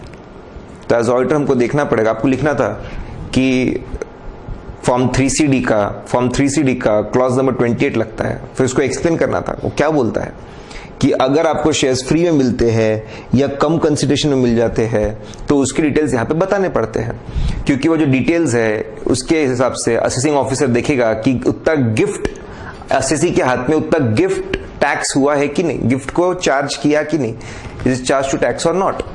हमको देखना पड़ेगा शेयर्स कितने कौन से थे, लिस्टेड शेयर्स का वैल्यूएशन बराबर था ना, वो वैल्यूएशन हमको देखना पड़ेगा, कितने शेयर्स मिले देखना पड़ेगा, कौन से कॉन्ट्रैक्ट के अंदर वैल्यूएशन बराबर है वो देखना पड़ेगा कि बराबर बताया है कि नहीं बताया है, और उसको टैक्स, ठीक है, ये हमको देखना पड़ेगा। फॉर्म 3CD में बराबर बताया है कि नहीं बताया है, ये हमको देखना पड़ेगा।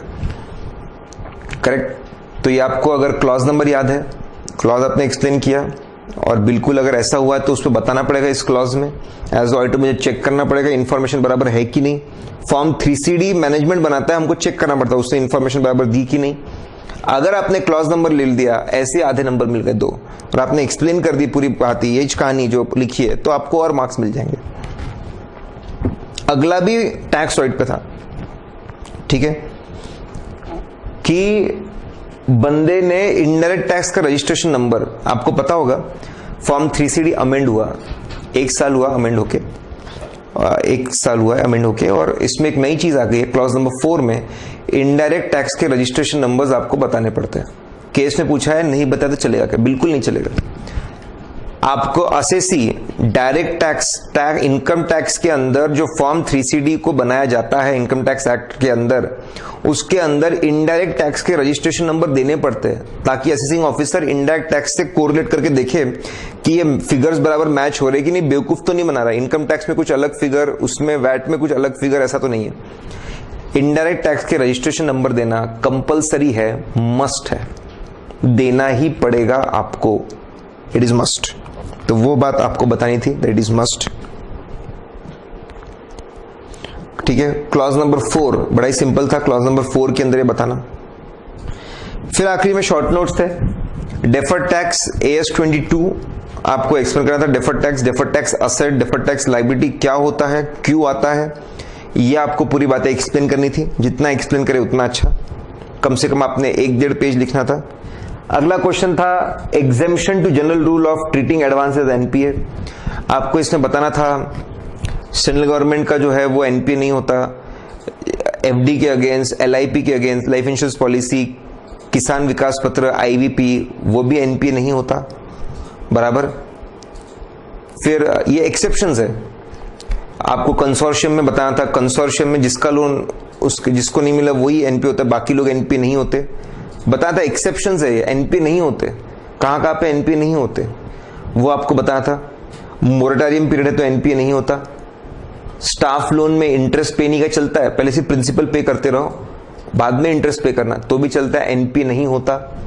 स्टेट गवर्नमेंट में NPA होता है। तो NPA नॉर्म्स, ठीक है, NPA नॉर्म्स अगर आप पूरे एक्सप्लेन कर दे इसके अंदर तो आपको 4 नंबर पूरे मिल जाएंगे। उसके अंदर भी जहां जहां पे एक्सेप्शन है, कुछ अलग चीजें हैं, ठीक है, वो आप एक्सप्लेन करिए, तो वो एक्सपेक्टेड था आपसे। यहां पे advantages that accrue because of cost audit, this was very simple, सबसे ज्यादा एक्सपेक्टेड क्वेश्चन था कॉस्ट ऑडिट का। मतलब कॉस्ट ऑडिट चैप्टर में तो ये पढ़ना ही था, कॉस्ट ऑडिट के advantage the most important question, उसको आप छोड़ के जा ही नहीं सकते थे।